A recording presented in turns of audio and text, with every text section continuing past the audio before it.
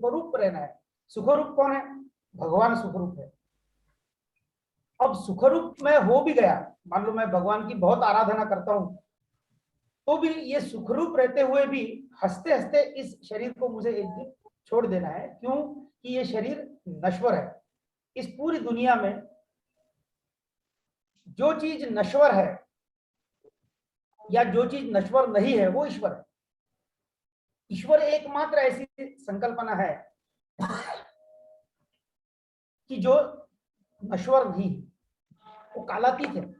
आत्मा को अगर जन्म ही नहीं तो मृत्यु होने का सवाल ही नहीं है। पर हमारा जस्ट उल्टा होता है। हम क्या सोचते हैं कि मैं यानी मेरा शरीर, ये सबसे बड़ा अज्ञान है। ऐसा संत कबीरदास जी कहते हैं कि भोला लोग कहे घर मेरा, भोला लोग कहे घर मेरा, जा घरवा में भोला डोले, वह घर नहीं तेरा भोला। लोग कहे घर मेरा। हम ये भूल गए हैं कि हम कहां से आए हैं, हम क्यों जिंदा है, हम क्यों रहते हैं, हमें क्या करना है। ये सब चीजें भूल गए और हम ये माया संसार में अपने शरीर को ही अपना महल मान के चल रहे हैं और इसमें रह रहे हैं। तो ये माइक जो जीवन है, इसे हमको मोक्ष की तरफ ले जाना है। तो ये अगर हमारा मकसद है, इसलिए अगर अध्यात्म सीखना है, तो डायबिटीज का इससे क्या संबंध है? तो देखिए, आप सभी लोग अपने आप को पूछिए कि ये शरीर जो मुझे मिला है, ये मिला है कि मैंने लाया है? ये मिला है कि मैंने लाया है? कोई चीज हम लोग लाते हैं, कोई साड़ी लाते हैं, कोई शर्ट लाते हैं, तो बहुत देख के चुन चुन के, ये नहीं होना वो नहीं होना, 2 घंटे बिताएंगे उसमें। पर शरीर लाते वक्त लाया लाया थोड़ी गया है, ये तो हमें मिला है। तो मिला है तो उसके साथ में अगर किसी को डायबिटीज दिया है, किसी को कैंसर दिया है, किसी को हार्ट अटैक दिया है, किसी को कुछ भी नहीं दिया है, तो ये कुछ हमारा खेल नहीं है। हम तो हमारा ये अज्ञान है। सबसे बड़ा अज्ञान है कि मैं यानी मेरा शरीर। दूसरा सबसे बड़ा अज्ञान है कि मेरा आजू बाजू का पूरा जो जगत है ये सत्य है। ये हमारा सबसे बड़ा अज्ञान है।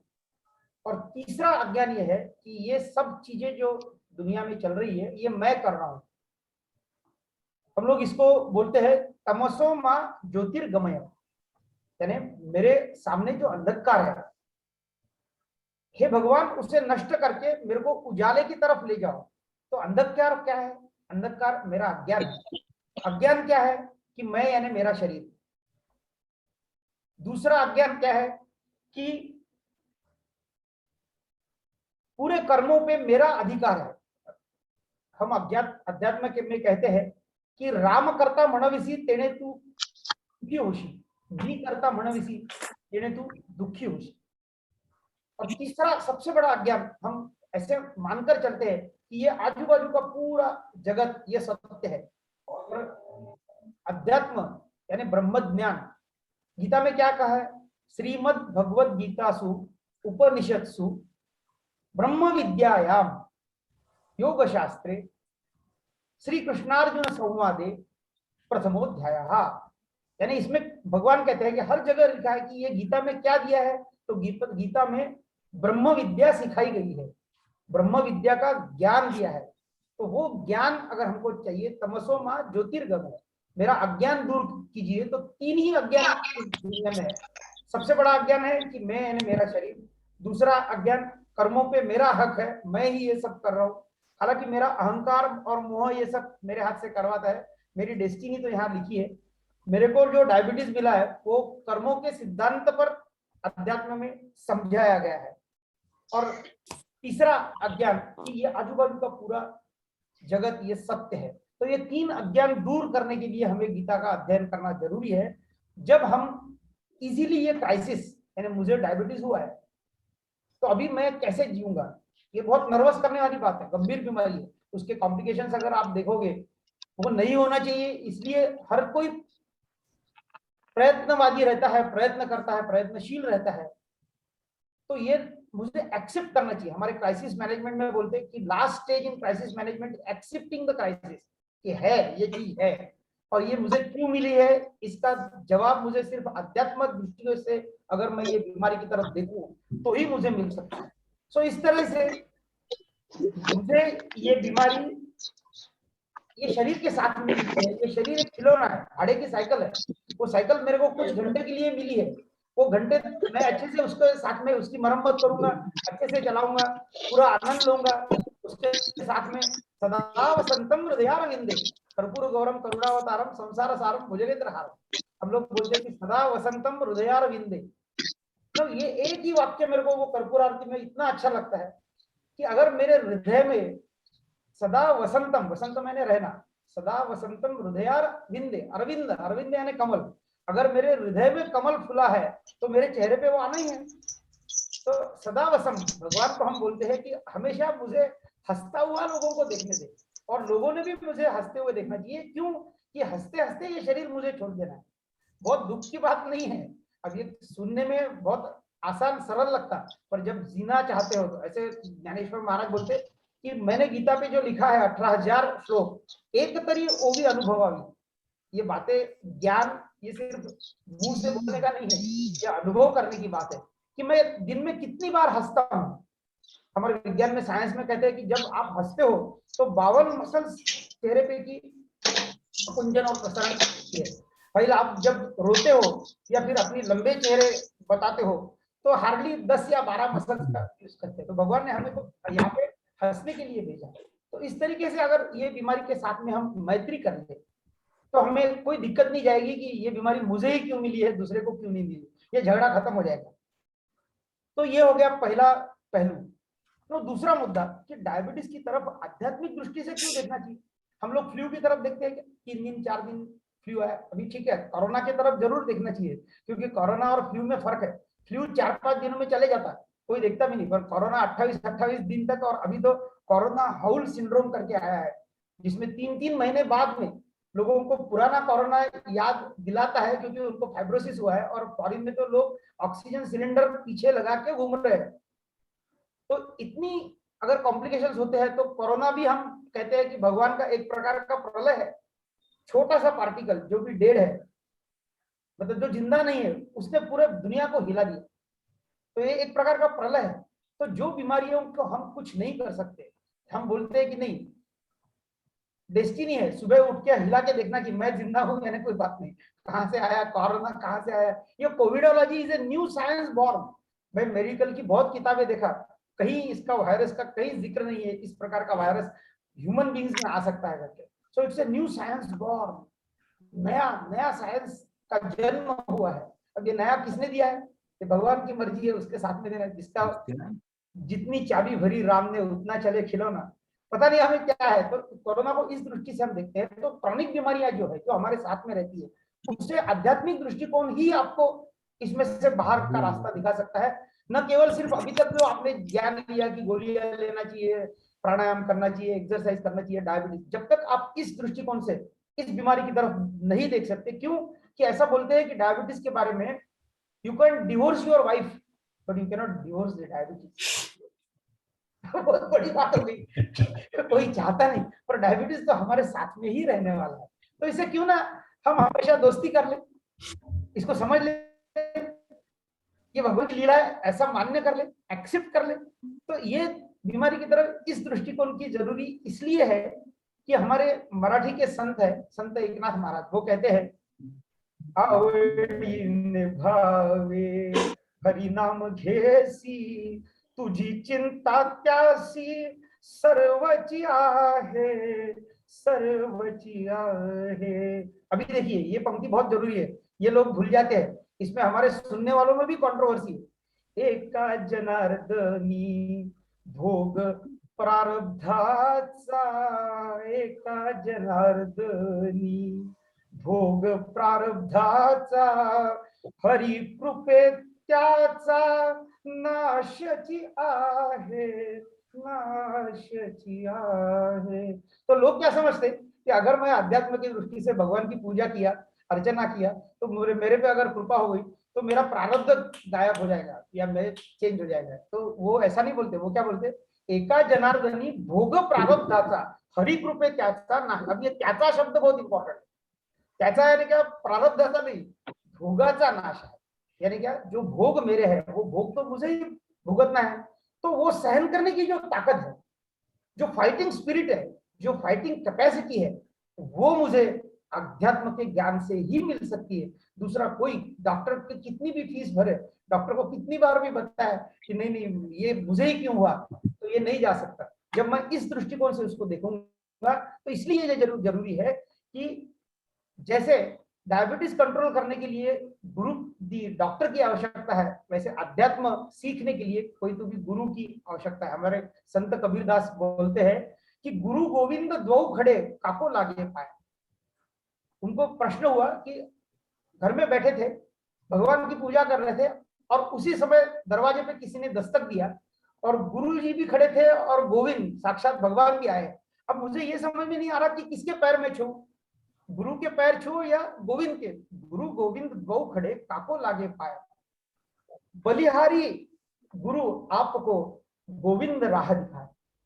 वो बोलते हैं गुरु की इतना महत्व है कि बलिहारी है, पहले मैं आपकी पूजा करूंगा, क्योंकि आप ही तो है जिसके कारण मुझे किस तरीके से कौन से रास्ते से जाना है ये बताया। वैसे डायबिटीज की तरफ किस रास्ते से जाना है ये बताएगा कौन, ये डॉक्टर ही बताएंगे। इसलिए आखिरी तक मैं डॉक्टर को कभी छोड़ूंगा नहीं, पर ये भी ख्याल रखूंगा कि डॉक्टर मेरा भगवान है ऐसा मैं मानूंगा, पर वो पूरा, जैसे गुरु और ये भगवान का रूप है, पर गुरु यानी भगवान नहीं है, फर्क है। वैसे डॉक्टर यानी सब कुछ नहीं है। मुझे मेरा राह, मेरी राह मुझे खुद ही चुनना है। मुझे क्या होना है, मुझे सुखरूप होना है, मुझे सुखी होना है, और हंसते हंसते ये शरीर को एक दिन छोड़ देना है। और ये भी कब छोड़ना है ये मेरे हाथ में नहीं है, ये उसने लिख के रखा है। ऐसा कर्मों का सिद्धांत आध्यात्मिक दृष्टिकोण से होता है। इसीलिए ऐसा बोलते हैं कि ये डायबिटीज जो हमको मिला है वो हमारे पूर्व जन्म के प्रारब्ध के अनुसार मिला है। कबीरदास जी फिर से कहते हैं कि प्रारब्ध तो पहले बन्यो फिर बन गयो शरीर। प्रारब्ध तो पहले बन्यो फिर बन गयो शरीर, मालिक तन का, तन यानी शरीर, मालिक तन का कर्म है, कह गयो दास कबीर, कह गयो दास कबीर। हर संत एक ही भाषा बोलते हैं, वो बार बार हमें यही समझाते हैं कि गुरु की आवश्यकता हमें बहुत लगती है, जैसे डॉक्टर की आवश्यकता बहुत लगती है। छोटी छोटी बात पे मुझे फोन आते हैं, रात को लोग पूछते हैं कि हमको खांसी आई, कोरोना हुआ क्या। अब कैसे बताया कि सिर्फ, मतलब मैं बोलता हूँ चलो कल देखेंगे जो भी है, आप आज तो सिर्फ ये कफ सिरप ले लो और सो जाओ। तो इस तरीके से हमें बार बार ये लोगों को कहना पड़ता है कि अगर ये सब कुछ है, मुझे अगर डायबिटीज के साथ में ये शरीर मिला है, तो मेरे हाथ में क्या है, मेरे हाथ में है कर्म करते रहना। और कर्म ऐसी करना, कर्म में क्या आता है कि डायबिटीज की गोलियां बराबर लेना, जो भी उसके लिए मेरे डॉक्टर ने सलाह दी वो उसका पालन करना। और ये कर्म जब तक मैं वासना, ममता, अहमता और फलाशा रहित बुद्धि से नहीं करता, तब तक उसका संचित में रूपांतर होता है। कि आध्यात्मिक दृष्टिकोण कहता है कि क्षणे पुण्य मर्त्य लोक की विशंति। भगवान कहते हैं कि बहुत अच्छा कर्म करने से तू ज्यादा से ज्यादा स्वर्ग में आएगा, पर मेरे पास में नहीं आएगा। यद गत्वा न निवर्तन्ते तद्धामम परमम मम। अगर तुझे चाहता है, मोक्ष प्राप्ति चाहती है, तो सिर्फ पुण्य करने से तेरा पुण्य खत्म हुआ, फिर से मृत्यु लोक में तू आएगा, ये 84 लक्ष योनि में इसको घूमते रहेगा। तो ये अगर तुझे नहीं चाहिए, तो तूने तेरे हर कर्म मालिक तन का कर्म है, कह गए दास। तो तूने वासना, ममता, अहमता और फलाशा रहित कर्म अगर किए, तो उसका रूपांतर संचित में नहीं होगा, और मोक्ष की तरफ जाने की हमारी जो रफ्तार है वो और तेज हो जाएगी। इसलिए डायबिटीज कंट्रोल करने के लिए जो भी जरूरी है वो सब बातें मैं एकाग्र चित्त से करूंगा। ये चीज हमको अध्यात्म सिखाती है। और इस तरीके से डायबिटीज की तरफ आध्यात्मिक दृष्टिकोण से देखना इसलिए जरूरी है कि वो हमारे साथ में रहने वाला है। अब हो गई तीसरी बात। तीसरा मुद्दा यह है कि ये अध्यात्म शास्त्र, अध्यात्म शास्त्र को बोलते हैं, पहला नाम है आत्मा के बारे में जानना, यानी अध्यात्म शास्त्र। पर दूसरा एक उसका अर्थ है अध्यात्म यानी शरीर, शरीर शास्त्र। ये शरीर क्या है, बार बार हमें अध्यात्म में यही बताया जाता है कि ये शरीर यानी मैं नहीं हूं, मैं यानी मेरा शरीर नहीं है। मैं और मैं तो अमर हूं, मेरा शरीर मर्त्य है। शरीर नाशीवंत है, ये बार बार बताया जाता है, ये हम लोग भूल जाते हैं। हम लोग ब्यूटी पार्लर में जाएंगे, हम लोग मेकअप करेंगे, यानी जो शरीर के लिए हम जो भी करते हैं वो एक नश्वर चीज के लिए करते हैं, ये बात हम बार बार भूल जाते हैं। तो अध्यात्म की तीसरी बात, ये शास्त्र इसलिए भी सीखना चाहिए कि ये मेरी जीवन शैली मुझे बताता है कि मैंने किस तरह से जिंदगी जीना चाहिए, मैं कौन से बदलाव करूंगा ताकि मेरी ब्लड शुगर हमेशा नॉर्मल रहे। अब इसके लिए आचार, विचार, आहार, इसको हो सकता है उतना संतुलित रखूंगा। जो जो दवाई मेरे डॉक्टर ने मेरे लिए लिखी है उसे मैं पूरी समझ से लूंगा, कौन सी दवाई कहाँ काम करती है ये मैंने समझना चाहिए। ये सब पेशेंट्स लोगों का हक है कि उन्होंने बार बार डॉक्टर्स को पूछना चाहिए कि यही दवाई क्यों, आपने अभी सिर्फ ब्रांड तो नहीं चेंज किया, ये दवाई क्यों चेंज किया, क्या हो रहा है मेरे साथ में, ये सब जानना ये आपका अधिकार है।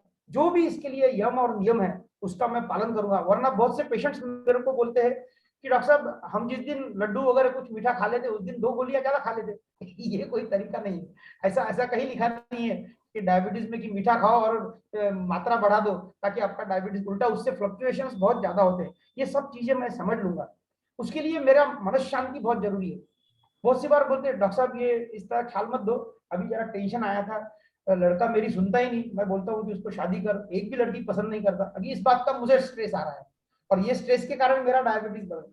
तो अभी इस तरीके से अगर जब हम सुख और दुख की तरफ देखते हैं तो मैं तो बोलता हूँ कि जिसको सुखी होना है उसने दुख झेलने की पूरी तैयारी करना चाहिए, वरना उसे सुखी होने का कोई अधिकार नहीं। सुख और दुख का पैकेज हमको भगवान देता है, पैकेज। हम लोग जब छोटे थे एक सीडी मिलती थी या कैसेट मिलती थी, एक ही गाना अच्छा रहता था, बाकी सब गाने ऐसे ही भरे हुए रहते थे। तो वैसा सुख और दुख का है, सुख पाहता जवा पड़े दुख पर्वत आए, ऐसा संत तुकाराम महाराज बोलते हैं। तो इस तरीके से अगर हमने देखा तो इस बीमारी को साथ में लेके हम चलूंगा और उसकी योगा, प्राणायाम, सेवा, पूजा, अर्चा, जिससे मेरी मन शांति कायम रहेगी और मेरे साथ में रहेगी, मेरा चित्त हमेशा रहेगा सदा वसंतम हृदयारविंदे, मेरे शरीर पे, मेरे चेहरे पे हमेशा हंसता हुआ रहूंगा। ये सबसे बड़ी बात है, इस शरीर को भगवत भक्ति में लगाना है। अब देखिए मैं शरीर से बातें करता हूँ, मेरा मन और बुद्धि, देख तू शरीर है मेरा, तूने भाड़े की साइकिल है मेरे को लाई है, अब देख तेरे को जो जो चाहिए वो सब मैं दूंगा, डॉक्टर के पास में जाऊंगा, दूंगा, जो जो चाहिए वो सब दूंगा, पर अब तेरे को बेटा मेरे को जो चाहिए वो देना ही पड़ेगा। मेरे को क्या चाहिए, मेरे को तू हेल्दी रहे। लोग क्या बोलते हैं भगवत भक्ति की तरफ, यार ये सब रिटायर्ड लोगों की बातें हैं। एक बार 60-70 के बाद में जब सब काम धाम हो जाएगा, पेट पूरा भर जाएगा, फिर बचे हुए समय में भगवान की मैं प्राप्ति के लिए कोशिश करूंगा। मैं बोलता हूँ बहुत ही गलत है।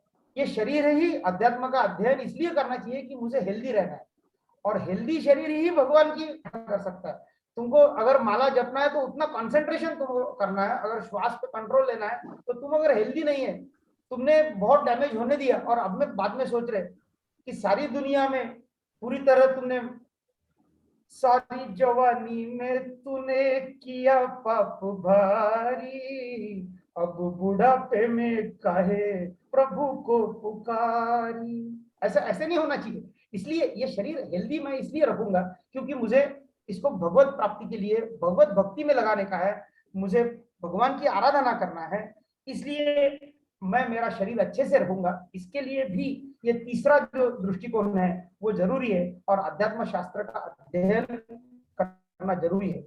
मैं बहुत बातें बता दी, संक्षिप्त में समारोह करते हुए मैं बताऊंगा, मैंने 3 ही चीजें बताई कि अध्यात्म का अध्ययन और अनुसंधान डायबिटीज नॉर्मल रखने में, सामान्य रखने में बहुत ही मदद करता है, जो कि हम लोग नहीं समझ पाते। और दूसरी बात, डायबिटीज कंट्रोल करने के लिए जो जो जो जरूरी है वो सब मैं भली भांति करूंगा, क्यों कि यह तंदुरुस्त शरीर मोक्ष प्राप्ति के लिए मुझे बहुत जरूरी है, ये मेरा साधन है। और तीसरी बात, मैं जानता हूं कि ये बीमारी हट नहीं सकती, पर उसे सहन करने की ताकत मुझे अध्यात्म से जरूर मिलती है। तो इस तरीके से एक छोटा सा अभंग, मैं कीर्तनकार हूं तो मेरे को तो टेम्पटेशन होता ही है कि इतने लोग सुन रहे हैं, कोई सुनता नहीं, घर में तो कोई सुनता नहीं आप लोग सुन रहे हैं तो मैं एक खुद ने लिखा हुआ अभंग है डायबिटीज के ऊपर, वो उद्धृत करता हूँ। तो अनूप सुना देता हूँ और मेरा भाषण समाप्त करता हूँ। ठीक है जी जरूर।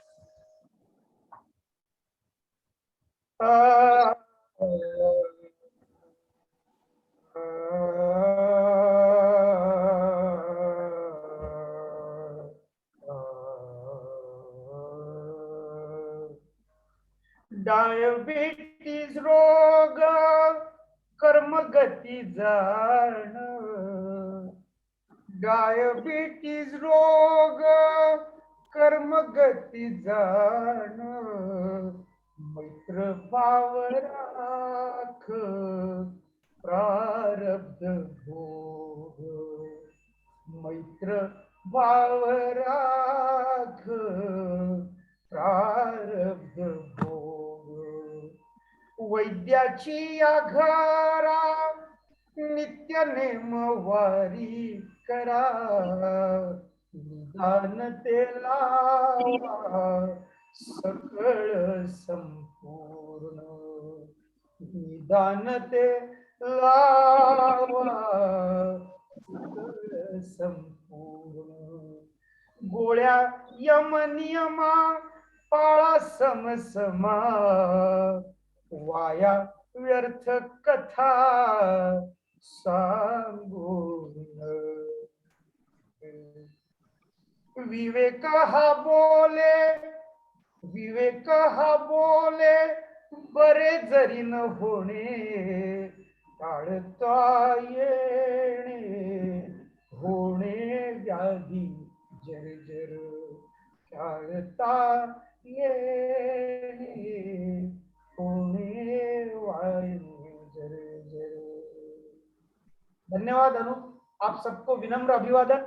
मेरी कुछ बातें आपने सुन लिया, मुझे कहने की बहुत इच्छा होती है कि अहो अर्जुनाची ये पांथी, आप तो अभी अर्जुन के साथ में पंगत में बैठ गए हैं कि जो अध्यात्म की कुछ बातें सुनना चाहते हैं और अपने जीवन में उसका उपयोग करना चाहते हैं। बहुत बहुत धन्यवाद, आप इस शांति से सुने हैं। मेरे ख्याल से मेरे जो 35 मिनट है वो खत्म हो गए। अगर आपकी इच्छा है तो कुछ सवाल के जवाब देना मैं बहुत खुशी समझूंगा। तो अनूप, आपके तरफ माइक देता हूँ। जी धन्यवाद डॉक्टर विवेक। कभी कभी इंसान को बड़ा अभिमान लगता है और गर्व भी महसूस होता है कि आप जैसे दोस्त के हम मतलब हमारे दोस्त है करके। बहुत से लोग देखे हैं अपना पढ़ाई और अपना प्रोफेशन, इसके अलावा वे कुछ भी नहीं करते हैं। मतलब आखिरी क्षण तक उनको सिर्फ एक ही चीज दिखता है कि मैं कितना से ज्यादा भाई कैसा जमा करूं, क्या करूं। सबको मालूम है ले जाना कुछ नहीं है, लेकिन इस छोटे से प्रयास से आपने आज ये भी समझाया कि न सिर्फ हमको साथ में क्या क्या ले जाना है, इसकी भी एक यादी बनाना पड़ेगा। सबसे पहले हमारे शरीर को स्वस्थ रखना है और दूसरा हमारे पुण्य कर्म हमको हमारे साथ में लेके जाने का। और वो कोई पुण्य कर्म कहीं बाहर से नहीं आने वाले, यहाँ जो हम हमारे कर्म करेंगे उसमें से हमारे पुण्य कर्म का लेखा जोखा होगा। तो बहुत अच्छा रहा आपका आज का मार्गदर्शन डॉक्टर विवेक, और मैं खुश हूं कि हमारे आज के दिन की शुरुआत आपके कीर्तन से और ज्ञान से हुई।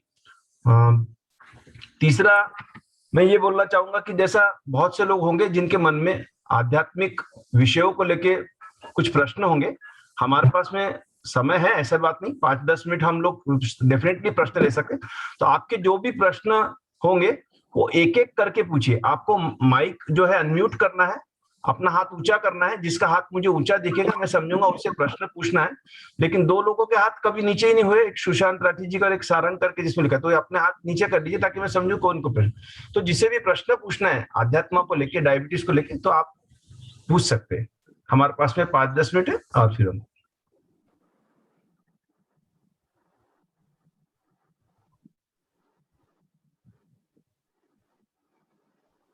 बाल बनाना। Hello hello. हाँ, मैं अनिल बोल रहा हूँ। हाँ बोलो अनिल। डॉक्टर साहब ने जो डायबिटीज के लिए अध्यात्म का जोड़ लेकर समझाया है, ये एक अपने आप में एक अलग बात है। ये तरीके से आदमी सोचता भी नहीं है एक डर के मारे अपनी सब जो जीवनी है उसमें घबराहट लेके बैठता है। आज जो उन्होंने समझाया है वो डायबिटीज को दोस्त बनाओ, डायबिटीज के साथ में मिल के रहो, ये अध्यात्म के साथ में जोड़ के जो उन्होंने समझाया है वो तारीफ काबिल है। मैं डॉक्टर साहब को बहुत बहुत बधाई देता हूँ और अनूप तुमको भी बधाई देता हूँ कि तुमने एक अच्छे व्यक्ति से हमारा परिचय कराया। और मैं चाहूंगा कि डॉक्टर साहब से पर्सनल रूबरू मिलूं, तुम्हारी मेरे को इसमें सहायता जरूर लगेगी। धन्यवाद। और किसी व्यक्ति को अपने विचार या कोई प्रश्न पूछना है, हमारे इसमें बहुत सारे लोग आध्यात्मिक लेवल में काफी ऊंचे हैं और मैं तो उसमें एक बहुत तुच्छ व्यक्ति हूं, क्योंकि मतलब आध्यात्मिक की शुरुआत समझो डॉक्टर विवेक से ही होंगी मेरी। यहाँ से ही आगे आध्यात्मिक जर्नी में कुछ जो पहला कदम रखा है डॉक्टर विवेक के साथ में, ये मेरा एक पहला कोई प्रोग्राम है जिसमें मैंने आध्यात्मिक लिया। तो और कोई जो इससे पूछना है पूछिए।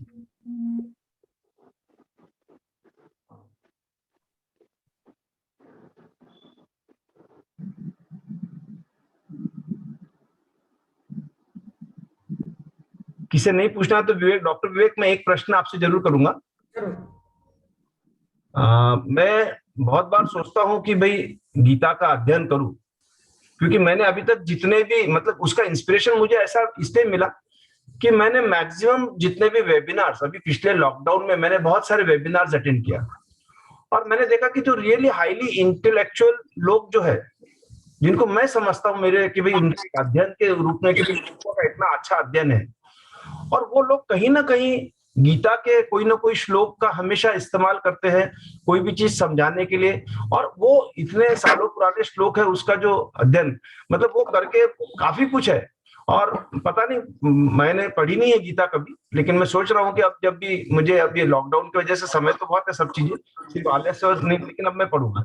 तो कुछ उसके बारे में कुछ हाईलाइट आप कर सकते हैं कि भाई क्या चीजें है, कैसी शुरुआत करनी चाहिए, जो लोगों ने कभी पढ़े नहीं होंगी है, कुछ नहीं की होंगी, उन्होंने शुरुआत कैसी करना चाहिए, क्या चाहिए उसमें का महत्व है। थोड़ा सा एक शॉर्ट में 2 मिनट में आप गीता के विषय में अगर कुछ बताएंगे, क्योंकि जैसा मेरी दीदी हमेशा बोलती कि भाई बेटा गीता का ये फलाना अध्याय अध्ययन करो। हमारे समधी जी है, वो बोले मैंने गीता की क्लास लगाई, फिर मेरे जिया जी ने, उन्होंने मुझे बोला कि ऑनलाइन गीता की क्लासेस हो रही, और या तो समय उनका मैच नहीं होता या अपने को कभी वो नहीं होता। तो क्या चीजें कैसी करना चाहिए, क्या चीजों का उसमें का सार कैसा लेना चाहिए, क्या किसी से सुनना चाहिए, अपने पढ़ना चाहिए, या कोई ऐसे लाइव ऑनलाइन क्लासेस करना चाहिए, तो कुछ बताइए।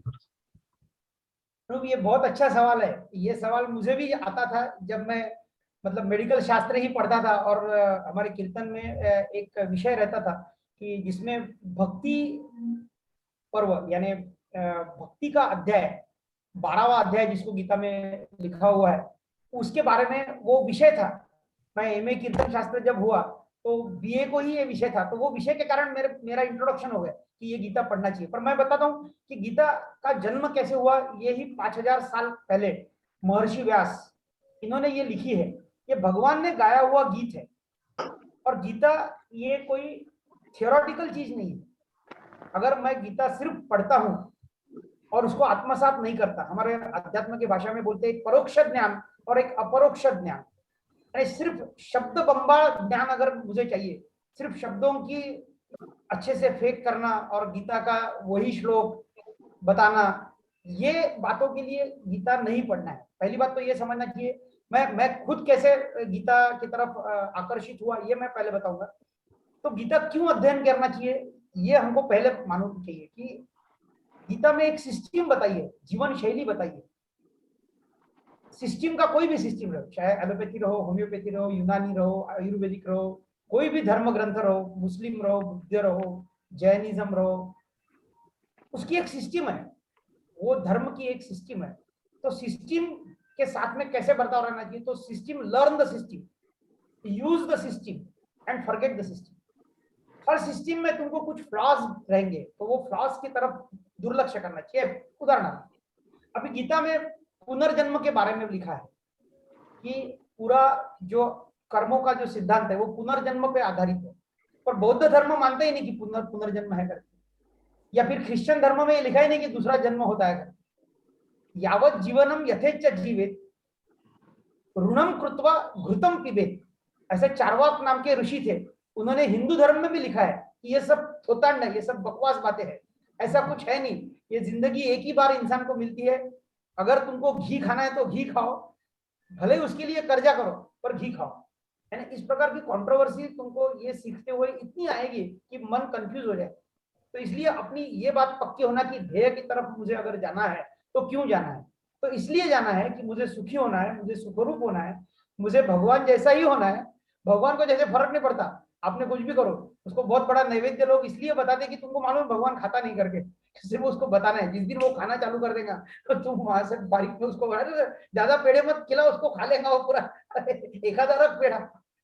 अगर इस तरीके से हम भगवान के बारे में, भगवान के प्रति अगर अपनी आसक्ति रखते हैं तो हमें कोई मदद नहीं कर सकता। तो अगर आपको गीता सीखना है सच में, तो पहले ये क्लियर होना कि क्यों सीखना है। तो इसलिए सीखना है कि मेरे जीवन शैली में कुछ ऐसे बदलाव आए कि मैं हंसते हंसते इस शरीर को छोड़ दूं, हंसते हंसते। तो फिर लोग बहुत ही बुरा मानते कि अरे मृत्यु हो गई, अरे अरे पर मृत्यु किसकी हो गई, मृत्यु शरीर की हो गई। तो ये पहले, सबसे पहले कि why I should learn Gita, ये इंसान को मालूम। दूसरी बात, अब कैसे सीखा जाए, वो तो पूरा संस्कृत है, बहुत से लोगों को संस्कृत मालूम ही नहीं था। तो गोरखपुर वाला की 35 रुपए की जो कॉपी है उसमें हिंदी में भी भाषीकरण है और मराठी में भी है। अब गीता ये ऐसा ग्रंथ है जैसा अनादि काल से शरीर वही है, सिर्फ विज्ञान बदल रहा है। हर महीने में एक नया ड्रग डायबिटीज के लिए आता है, हर महीने में नया ड्रग एक ब्लड प्रेशर के लिए आता है। क्यों? क्योंकि what we know is far less than what we do not no.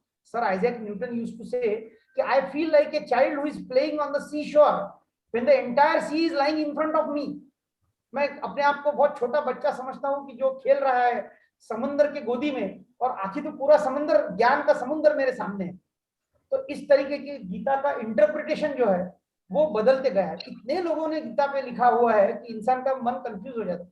तो ऐसा ना करते हुए सिर्फ 35 रुपए की गोरखपुर वाला की गीता की प्रत, जिसमें हर श्लोक का मराठी में भाषांतर है, हिंदी में है, इंग्लिश में भी है, हर भाषा में उसका। सो गीता क्या है, गीता 765 श्लोक अनादिकाल से 5000 सालों से महर्षि व्यास ने अर्जुन और भगवान का संवाद किस तरीके से हुआ ये अपने लिए लिखा है। एक्चुअली वो काव्य है, सही में हुआ कि नहीं, कुरुक्षेत्र था या नहीं, ये श्रद्धा की बात है।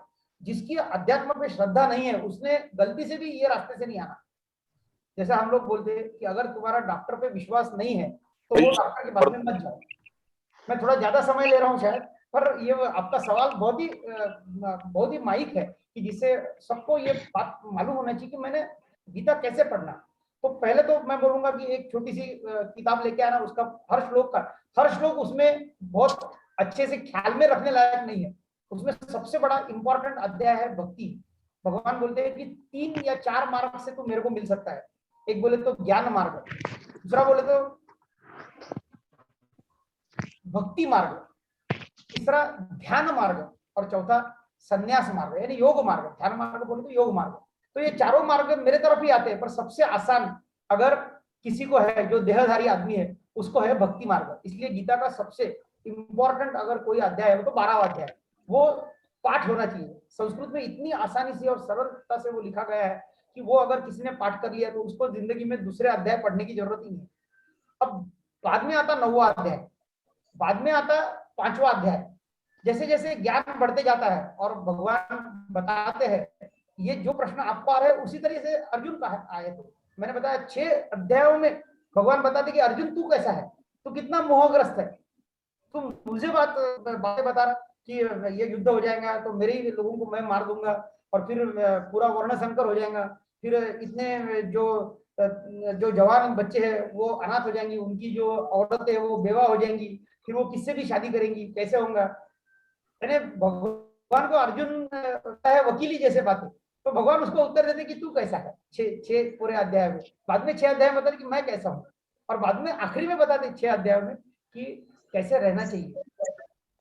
यानी प्रज्ञावादांश भाष्य से वो बोलते तेरे को समझता तो कुछ नहीं, पर तू ऐसा बातें कर रहा कि जैसा बहुत बुद्धिमान है और मेरे को समझा रहा, मेरे से आर्गुमेंट कर रहा, ये सब मेरा ही खेल है, मैंने बनाया हुआ खेल है, तू क्या मुझे समझा रहा कि अशोचान अनुशोचस्त्वम प्रज्ञावादांश भाष्य से तेरे को जो सोचना नहीं चाहिए वो तू सोच रहा और मुझे पूछ रहा बार बार वकील जैसा, गलत है। तो ये गलती है कि तू मोहग्रस्त हुआ है। भगवान को यही सवाल अर्जुन पूछता है कि मैं मानता हूं कि राक्षस लोग तो बुरी बातें करते ही है, पर अच्छे लोग भी बुरी बातें करते हैं, ऐसा क्यों होता है? तो भगवान उसका जवाब बहुत बढ़िया देते हैं। वो बोलते कि देखो, जो भी लोग इस दुनिया में अहंकार और मोह से ग्रस्त रहते हैं, वो इस तरीके की सभी बातें करते हैं कि जो राक्षस गुण के लिए बहुत ही जरूरी है, वो राक्षस ही है, वो जीते जागते राक्षस है।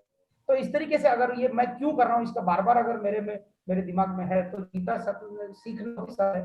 भक्ति मार्ग उसमें लिखा हुआ है, नामस्मरण लिखा है। नामस्मरण का मतलब क्या कि भगवान के अनुसंधान में रहना। जितनी देर तक के मैं भगवान के अनुसंधान में रहूंगा, उतना ही उसके नजदीक जाऊंगा। संसार धंदा करिता रिकामा, होशील केव्हा भजशील रामा। अरे कामात कामा भज राम नाम, आता तरी तू धरी एक नेमा, कामात कामा भज राम नाम। जरूरी नहीं है कि माला गिनते रहना, बार बार अगर मैं एक ही विचार हूं कि मुझे इस जैसा बनना है, मेरे को उस जगह जाना है जहां से मैं कभी लौटूंगा नहीं, ये अगर विचार मेरे मन में रहा तो समझ लो गीता तुमको आ गई, गीता का ज्ञान मिल गया। गीता ये ज्ञान लेने का गीत है, और वो अनुभव करने की बात है। अनुभव एक तरी वो भी अनुभव नहीं करते हो तो सिर्फ थियोरेटिकल गीता पढ़ोगे तो कोई फायदा नहीं है, आपको दुनिया में कोई फायदा नहीं होगा। तो पहली बात गोरखपुर वाला की कॉपी लेना, दूसरी बात क्यों सीख रहा हूँ ये सीखना, और बाद में अच्छे अच्छे प्रवचन जो है वो सुनते रहना और अपना खुद का कंक्लूजन उसके ऊपर डालना। जैसे डॉक्टर देशमुख करके है, उनकी यूट्यूब पे है, काका देशमुख करके है, वो एमएस जनरल सर्जरी थे, 30 साल नंबर 1 की प्रैक्टिस कोल्हापुर में उनकी थी। कोल्हापुर के पास में एक छोटा गांव है, उन्होंने संन्यास ले लिया, यानी उन्होंने प्रैक्टिस बंद कर दी और सिर्फ गीता और ज्ञानेश्वरी का अध्ययन किया। ज्ञानेश्वरी में गीता पे ही 765 श्लोक के 18,000 श्लोक बनाए। ज्ञानेश्वरी का अध्ययन जो करेगा, मराठी में जो लिखी है, वो इतना अच्छे तरीके से ज्ञानेश्वर, एक 14 साल का लड़का अपने को सिखाता है कि किस तरीके उपमा, उत्प्रेक्षा और अलंकार भाषा से अपने को बताता है कि गीता में भगवान क्या कहना चाहते हैं। बार बार वो समझाते हैं। 18,000, 765 का 18,000 विवरण करना, तो ये कोई मामूली बात नहीं। मैं तो बोलता हूँ कि भगवान ने अवतार लिया, क्योंकि उसने प्रॉमिस किया है कि जब जब मेरे को ऐसा लगेगा कि पृथ्वी पे अकाल हो रहा है, तो मैं खुद आऊंगा और तुमको समझाऊंगा कि क्या चीज है। तो ज्ञानेश्वरी दूसरा सीखना चाहिए। उसके पहले संत रामदास स्वामी ने जो मनाचे श्लोक लिखे, 100 श्लोक, वो अगर पढ़ेंगे तो पूरा गीता का तत्वज्ञान उसमें। पहली बात गीता 12वां अध्याय पढ़ना, बाद में ज्ञानेश्वरी, और दूसरा ये संत रामदास स्वामी ने लिखे हुए मनाचे श्लोक, ये 3 अगर बातें आ गई तो समझ लो तुमको गीता बहुत अच्छे से आ गई। तो मैं संक्षिप्त में तो नहीं बता सकता, इसके ऊपर ही एक प्रवचन हो जाता है कि किस तरीके से अध्यात्म की तरफ इंसान ने मुड़ना चाहिए और क्यों मुड़ना चाहिए। तो अनूप, मुझे लगता है मेरे आपके सवाल का जवाब शायद दे दिया। डॉक्टर विवेक, मैंने ये प्रश्न इसलिए किया था कि बीच में मैं कुछ समय पहले वर्धा गया था, और वर्धा में वहां पर एक जमनलाल जी बजाज है, उन्होंने शायद वहां पर गीता का बहुत बड़े बड़े गीता भवन या कुछ वो वॉकिंग ट्रैक है, और वो वॉकिंग ट्रैक के बाजू में उन्होंने पूरा जो उसका जो कंपाउंड वॉल है, वो लगभग मेरे को लगता है 15 फीट ऊंचे बड़े बड़े ऐसे पिलर्स बनाए, और हर पिलर पे ऐसे गीता का श्लोक लिखा है। और वो श्लोक वो मुझे इतना प्रभावित किया उन्होंने कि भाई उन्होंने पूरा वॉकिंग ट्रैक पे हर एक पत्थर पे एक श्लोक लिख के वो पूरा का पूरा ऐसा पूरा सर्कल, जो भी 1.5-2 किलोमीटर का सर्कल है, वो पूरा उन्होंने उससे बनाया। तो उससे मुझे लगा कि जो भी व्यक्ति जिन्होंने किया, उन्हें उसका महत्व कितना लगा कि उन्होंने भी लोगों को यहाँ जो भी आए उनको मालूम होना चाहिए, इसलिए मैंने पूछा। धन्यवाद डॉक्टर विवेक।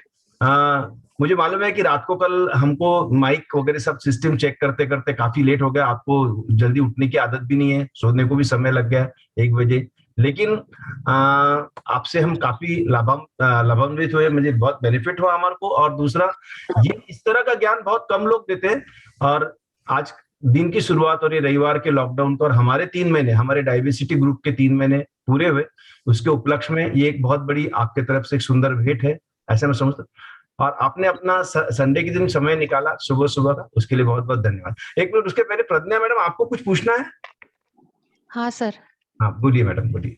सर मेरा एक कंफ्यूजन था कि मुझे गीता पढ़ने की बहुत इच्छा थी बहुत दिनों से, लेकिन मैं कंफ्यूज थी कि गीता लोकमान्य तिलक की गीता रहस्य पढ़े कि ज्ञानेश्वर जी ने लिखा हुआ पढ़े कि और कोई पढ़े, ये 3 में कंफ्यूजन था, तो मैं कौन सी पढ़ूं?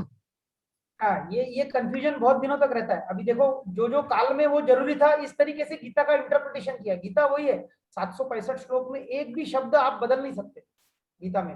तो अपनी ये काल में अगर आपको देखना है तो यूट्यूब पे जाइए और डॉक्टर काका देशमुख करके एमएस जनरल सर्जन है, उनके दीप स्तंभ नाम का यूट्यूब पे जाना और दीप स्तंभ लिखना और काका देशमुख, तो उन्होंने क्या किया है 9 अध्यायों का एक संक्षिप्त वर्णन आज के जमाने में गीता का जो भी इंटरप्रिटेशन है वो जमाने में, जैसे ज्ञानेश्वर 14वें 12वें शतक में हो गए, उस वक्त इतनी आबादी अच्छी थी कि झाड़ों को पौधों को पानी नहीं डालते थे, दूध डालते थे, तो वो पीरियड में गीता का लोगों ने सुनना, इसलिए उन्होंने जो लिखा वो समय ठीक था, वो अभी भी है, नहीं ऐसा नहीं है। या फिर लोकमान्य तिलक ने लोगों को गीता यानी कर्मयोग शास्त्र ही है, ऐसा गीता रहस्य में लिखा है उन्होंने कि गीता में और कुछ नहीं है, गीता में भक्ति भी नहीं है, गीता में संन्यास मार्ग भी नहीं है, सिर्फ कर्म करो और संन्यास्त वृत्ति से कर्म करो, ये सिर्फ गीता रहस्य में बताया हुआ है। तो सिर्फ ये अगर देखना है तो उस टाइम में जब अंग्रेजों का राज था तो लोगों को कर्म प्रवृत्त करने के लिए गीता जरूरी थी।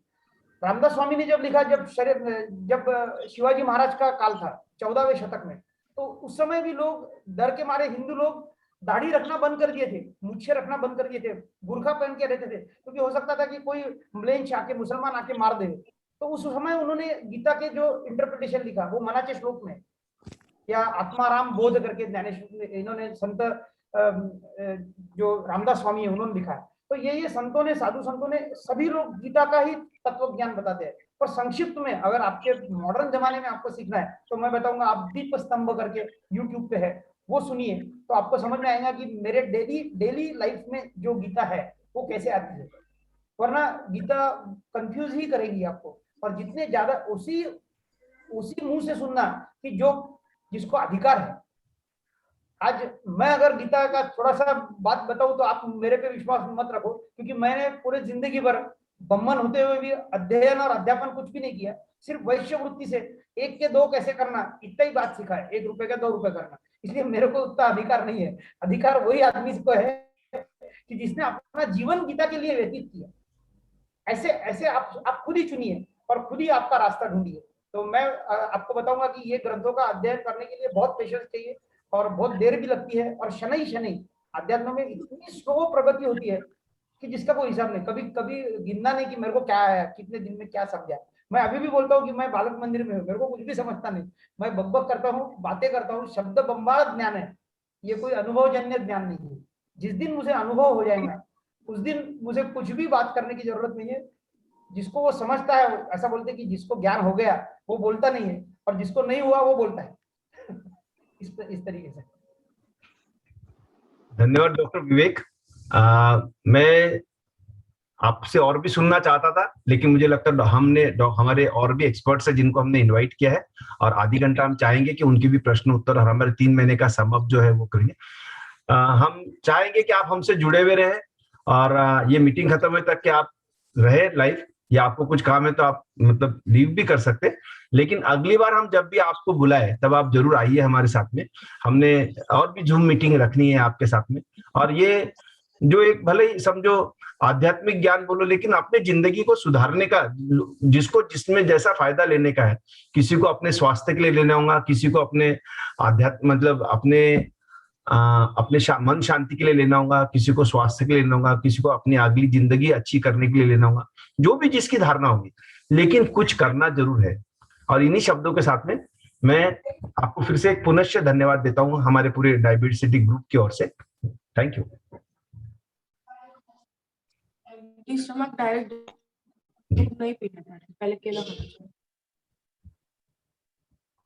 मैं डॉक्टर मधुर जी, आप है लाइव? मैं हमारे एक्सपर्ट्स सदन्या मैडम तो मुझे दिख रहे हैं। डॉक्टर मधुर जी, हाँ डॉक्टर यस हाँ। आकांक्षा मैडम ज्वाइन हुए लाइव, तो ऐसे कुछ होने वाले कि नहीं? अच्छा, नहीं मैं जस्ट नहीं मैं लोगों को मतलब वो सब हिसाब से बोलता हूँ। और डॉक्टर शिव आप है ऑनलाइन? यस हाँ डॉक्टर शिव, वेलकम। तो वेलकम डॉक्टर मधुर जी, डॉक्टर नरेन, गुड मॉर्निंग। तो आज हमारे एक्सपर्ट पैनल में जो हमारे साथ में मतलब शुरुआत के पहले दिन से, जब से हमने डायबिटिसिटी ग्रुप बनाया है तब से जो लोग जुड़े हुए हैं, उसमें सीनियर मोस्ट डॉक्टर नरेंद्र जी राठी, इनका मैं तहे दिल से स्वागत करता हूँ। डॉक्टर मधुर जी, जो हमारे डायबिटोलॉजिस्ट और एक्सपर्ट पैनल के डायबिटीज पे आपके जो भी प्रश्न है उसके, आपको डाइट के विषय में जो भी प्रश्न है उसके लिए हमारी प्रज्ञा मैडम है, और आपको एक्सरसाइज के बारे में जो भी क्वेश्चंस है उसके लिए एक हमारे एक्सपर्ट जिनका पैशन है, वो है चिल्ड्रन स्पेशलिस्ट और मेरे बहुत करीबी दोस्त है, लेकिन एक्सरसाइज ये उनका पैशन है। और डॉक्टर शिव, एक्सरसाइज जिनका प्रोफेशन है। ऐसे, और अंजलि है क्या मुझे मालूम नहीं, अंजलि वापेचा तुम है लाइव? अंजलि को शायद कुछ हेल्थ इश्यूज थे तो वो नहीं। हाँ अंजलि, हाँ है क्या? है तो ठीक है बेटा, वेलकम। आप सभी का स्वागत है। और डॉक्टर मधुर जी ने मुझे कल जब वो एक्चुअल में आज अकोला ही है, आज कंसल्टेशन के लिए अकोला भी है ऑर्बिट और स्माइल में, तो उनका एक ही प्रश्न था कि भाई 3 महीने में आप सबको कैसा लगा। तो मैं चाहूंगा कि एक एक जना अनम्यूट होके अपने विचार उनकी बहुत इच्छा है कि आप लोगों का पेट का घेरा, आपका वेट, आपका शुगर, आपका जो HbA1c है, तो जिन्होंने भी जो किया होगा वो अपना बताइए। तो ये लोग एक्सपर्ट उसमें और कुछ करना है क्या? तो आज हमारे पास में समय है, अपना 3 महीने का ब्यौरा हम जरूर दें। तो कौन सबसे पहले बोलेगा? मेरे को लगता है आईडी नंबर से भी चले तो चलेगा। आईडी नंबर 1 से 10 के बीच में कोई है जिनको अपना कुछ विचार रखना है?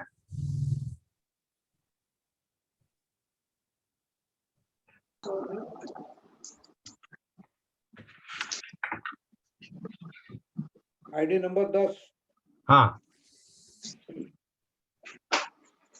इसमें अभी ब्लड शुगर जो मैंने करवाया था, हाँ, वो खाली पेट 159 आया है और खाना खाने के बाद 170 आया है।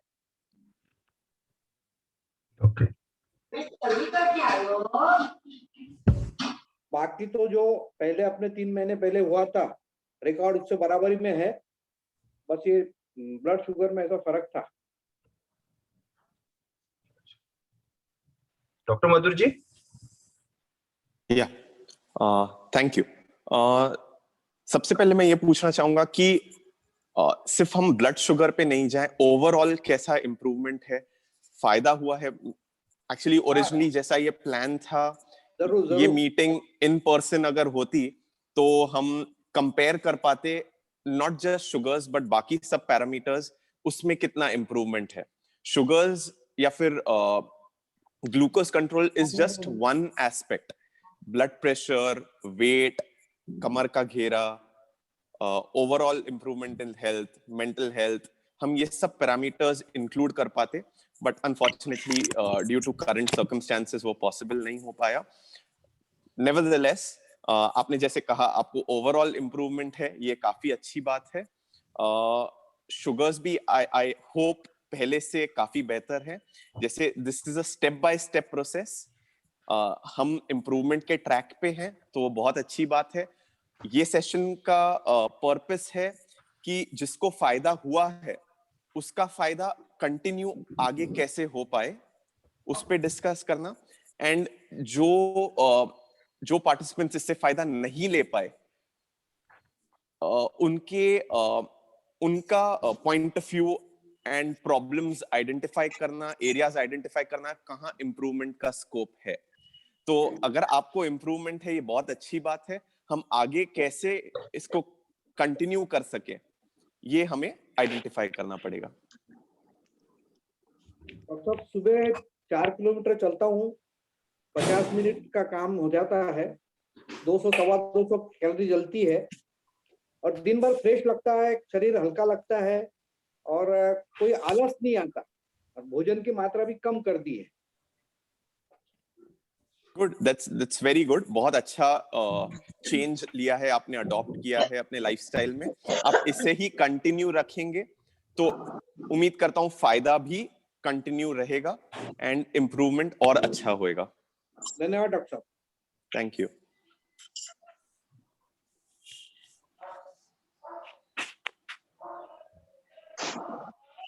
किसी को कोई क्वेश्चन करना है?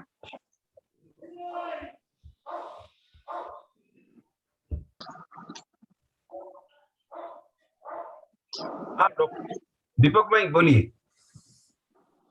सर अपना पहला जो ये हुआ था वो 20 दिसंबर को हुआ था आणि अभी आज 21 3 महीने में मेरे इसमें बहुत से काफी चेंजेस आए हुए हैं। जैसे कि मेरा वेट जो 79 था उस टाइम पे, तो अभी 74 है। बाद में मेरा पेट का घेर जो 97.50 था तो अभी 95.5 है। उसके बाद में मेरा ब्लड प्रेशर पहले 157 95 था, अभी 140 और 90 है। ब्लड शुगर 16 फास्टिंग जो था मेरा 166 था, लेकिन अभी 110 है। हीमोग्लोबिन भी काफी अच्छा है, सिर्फ हीमोग्लोबिन A1C नहीं किया है मैंने, बाकी तो जो है वो सब बढ़िया है। और ये 3 महीने में रोज मैं घूमता था, लेकिन पिछले महीने में जो मेरा कोरोना पॉजिटिव था इसीलिए कुछ डिस्टरबेंस आ गए, तो अभी फिर से रेगुलर चालू है सब। धन्यवाद। सर बहुत अच्छा इम्प्रूवमेंट है, जो हमने सोचा था सब पैरामीटर्स में बहुत अच्छा इम्प्रूवमेंट आया है। एंड आई एम श्योर आपने A1C भले ही नहीं किया हो, बट A1C में भी बहुत अच्छा ड्रॉप दिखेगा अगर आप करते, but not a problem. Overall आपको हेल्दी फील हो रहा है तो ये बहुत अच्छी बात है। एंड कोरोना हो गया, उससे थोड़ा आपके रूटीन में ब्रेक आ गया, बट अभी आप रीस्टार्ट कर सकते हैं एंड ऐसा ही फायदा कंटिन्यू रहेगा। एंड उम्मीद करते हैं आगे अगर इंप्रूवमेंट रहे तो आपकी धीरे धीरे मेडिसिन भी टेपर हो जाए, कम हो जाए, जितना भी कर सके।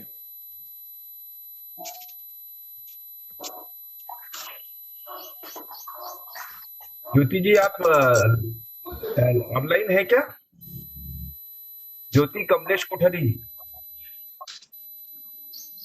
अनम्यूट करिए अगर आपको कुछ बात करना होगा तो। आप लाइव है क्या देखिए। आपने कल आपने जो रिपोर्ट्स आपके भेजे थे वो मैंने डॉक्टर मधुर जी को पास ऑन किए थे। आपने देखा होगा तो वो रिपोर्ट्स पे अगर वो लाइव आते होंगे तो हम आप है ज्योति जी लाइव इस पे? हाँ हाँ ठीक। उनकी रिपोर्ट्स के बारे में कुछ बताएंगे डॉक्टर मधुर जी? हाँ यस या तो मैम मैंने आपकी हिस्ट्री एक बार रिव्यू की। आप काफी मेडिसिन पे हैं, आप इंसुलिन पे हैं। बाकी डिटेल्स में शुगर वाइज शुगर्स काफी अच्छे थे, बट अगर आपको लो शुगर हो रहे हैं या डाइट करने पे लो हो रहा है तो प्रॉब्ली टाइम आ गया है हम धीरे धीरे उसे टेपर करें। ऑब्वियसली ये आपके प्राइमरी फिजिशियन, प्राइमरी डॉक्टर के सुपरविजन पे रहेगा, बट आपके sugars definitely within target है।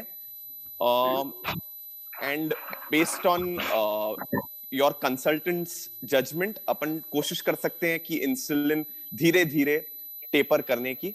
एंड आगे के हिसाब से डेफिनेटली पहले से तो काफी इंप्रूवमेंट है। आपको कुछ पूछना है? नहीं सर, थैंक यू सर। मैं नागपुर से बोल रही हूँ। ओके अच्छा जी। मैं सरोज राठी नागपुर से। अच्छा यस मैम। हाँ, मैंने अभी तक आपका ये देखा नहीं था। ये 3 महीने वाला कोर्स में नागपुर में रहती हूँ। अब आज मेरे को दीदी ने बताया, तो थोड़ा मेरे को बताइए शुगर के बारे में कैसे करना चाहिए।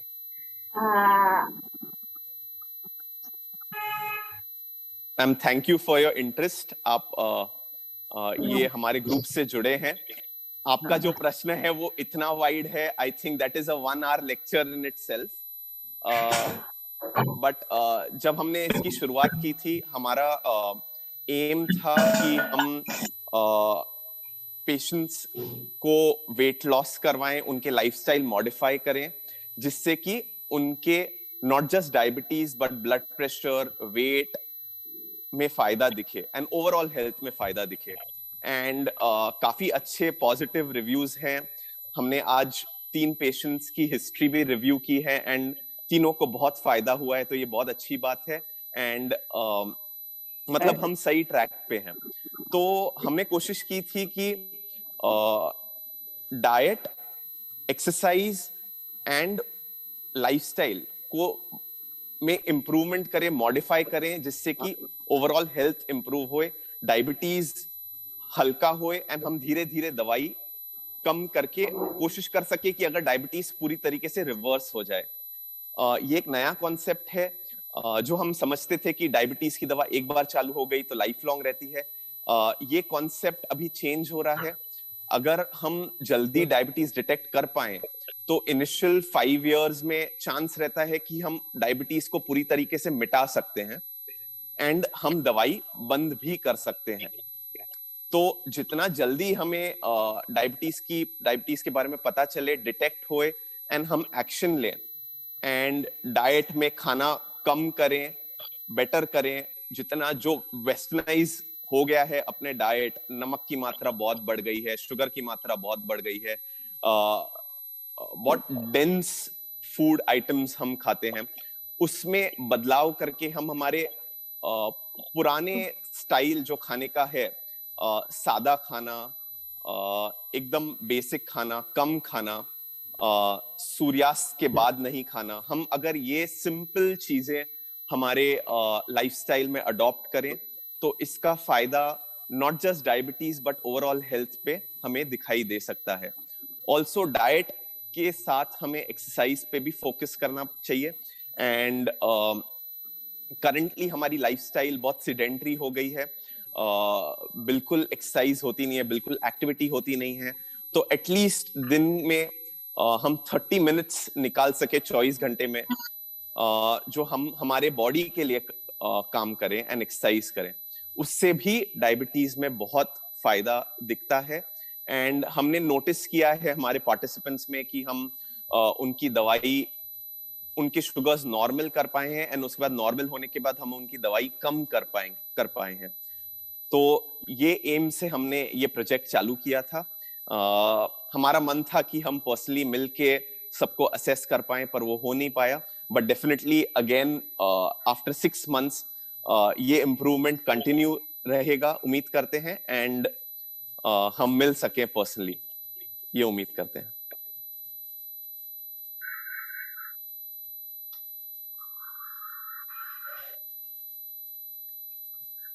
आई होप मैंने बेसिक समराइज करके आपका प्रश्न का उत्तर दिया हो। काशी जी, आपको समाधान हो गया होगा शायद। हाँ हाँ, समाधान तो हुआ है थोड़ा।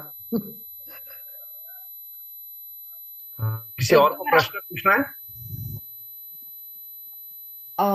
सर मुझे ये पूछना है। हेलो। हाँ निधि बोलिए। हाँ सर मुझे ये पूछना है कि अगर आपका 2 to 5 kg वेट लॉस होता है, मतलब अगर आपका कभी भी वेट लॉस होता है तो इंचेस लॉस भी होते हैं क्या साथ में, और अगर नहीं होते हैं तो क्यों नहीं होते हैं? Right. So weight loss is one parameter and inch loss is one parameter. Generally ये दोनों साथ में होते हैं, but कभी-कभी हमें inch loss notice हो जाएगा with exercise, but because of fat loss, but muscle build होते हैं exercise करने में, तो आपको उतना effect weight में नहीं दिखेगा। With exercise and with diet control आपके शरीर का fat content कम होएगा, तो आपको इंच लॉस नोटिस होएगा। बट बिकॉज ऑफ एक्सरसाइज आपके मसल बिल्ड होंगे, तो आपको हो सकता है कि शायद वेट में इतना फर्क नहीं दिखे।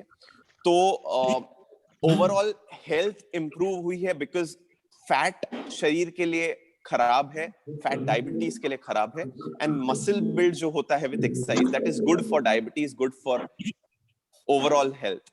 तो ऐसा पॉसिबल है कोई केसेस में जिसमें हम इंच लॉस नोटिस करते हैं, वेट लॉस नहीं नोटिस करते, ये पॉसिबिलिटी है। इसका रिवर्स कभी-कभी इंच लॉस भले ही नोटिस नहीं हो बट वेट लॉस नोटिस हो। वेट लॉस नोटिस हुआ है, इसका मतलब है कि डेफिनेटली बॉडी का जो फैट कंटेंट है वो कम हुआ है, बट वो फैट कंटेंट शायद एब्डोमेन से लूज हुआ हो, शायद विसरल फैट लूज हुआ हो, शायद सबक्यूट फैट लूज हुआ हो, बट ओवरऑल वेट लॉस हुआ है, that means you are on the path of recovery. Inch loss will follow gradually. Okay sir, okay, thank you. मेरे बारे में तो उल्टा हुआ. मेरा एक्चुअल में पेट का घेरा कम हुआ, जो 100 सेंटीमीटर था वो 92 सेंटीमीटर है. वेट ज्यादा कम नहीं हुआ, पर मुझे लगता मुझे इसकी सबसे ज्यादा खुशी हुई, क्योंकि लोगों को जो दिखता वो तो अपना पेट दिखता ना, वेट तो अपन घर पे आके करते हैं. तो मैं तो बहुत खुश हो गया कि भाई चलो अपना जो पेट है वो कम दिख रहा.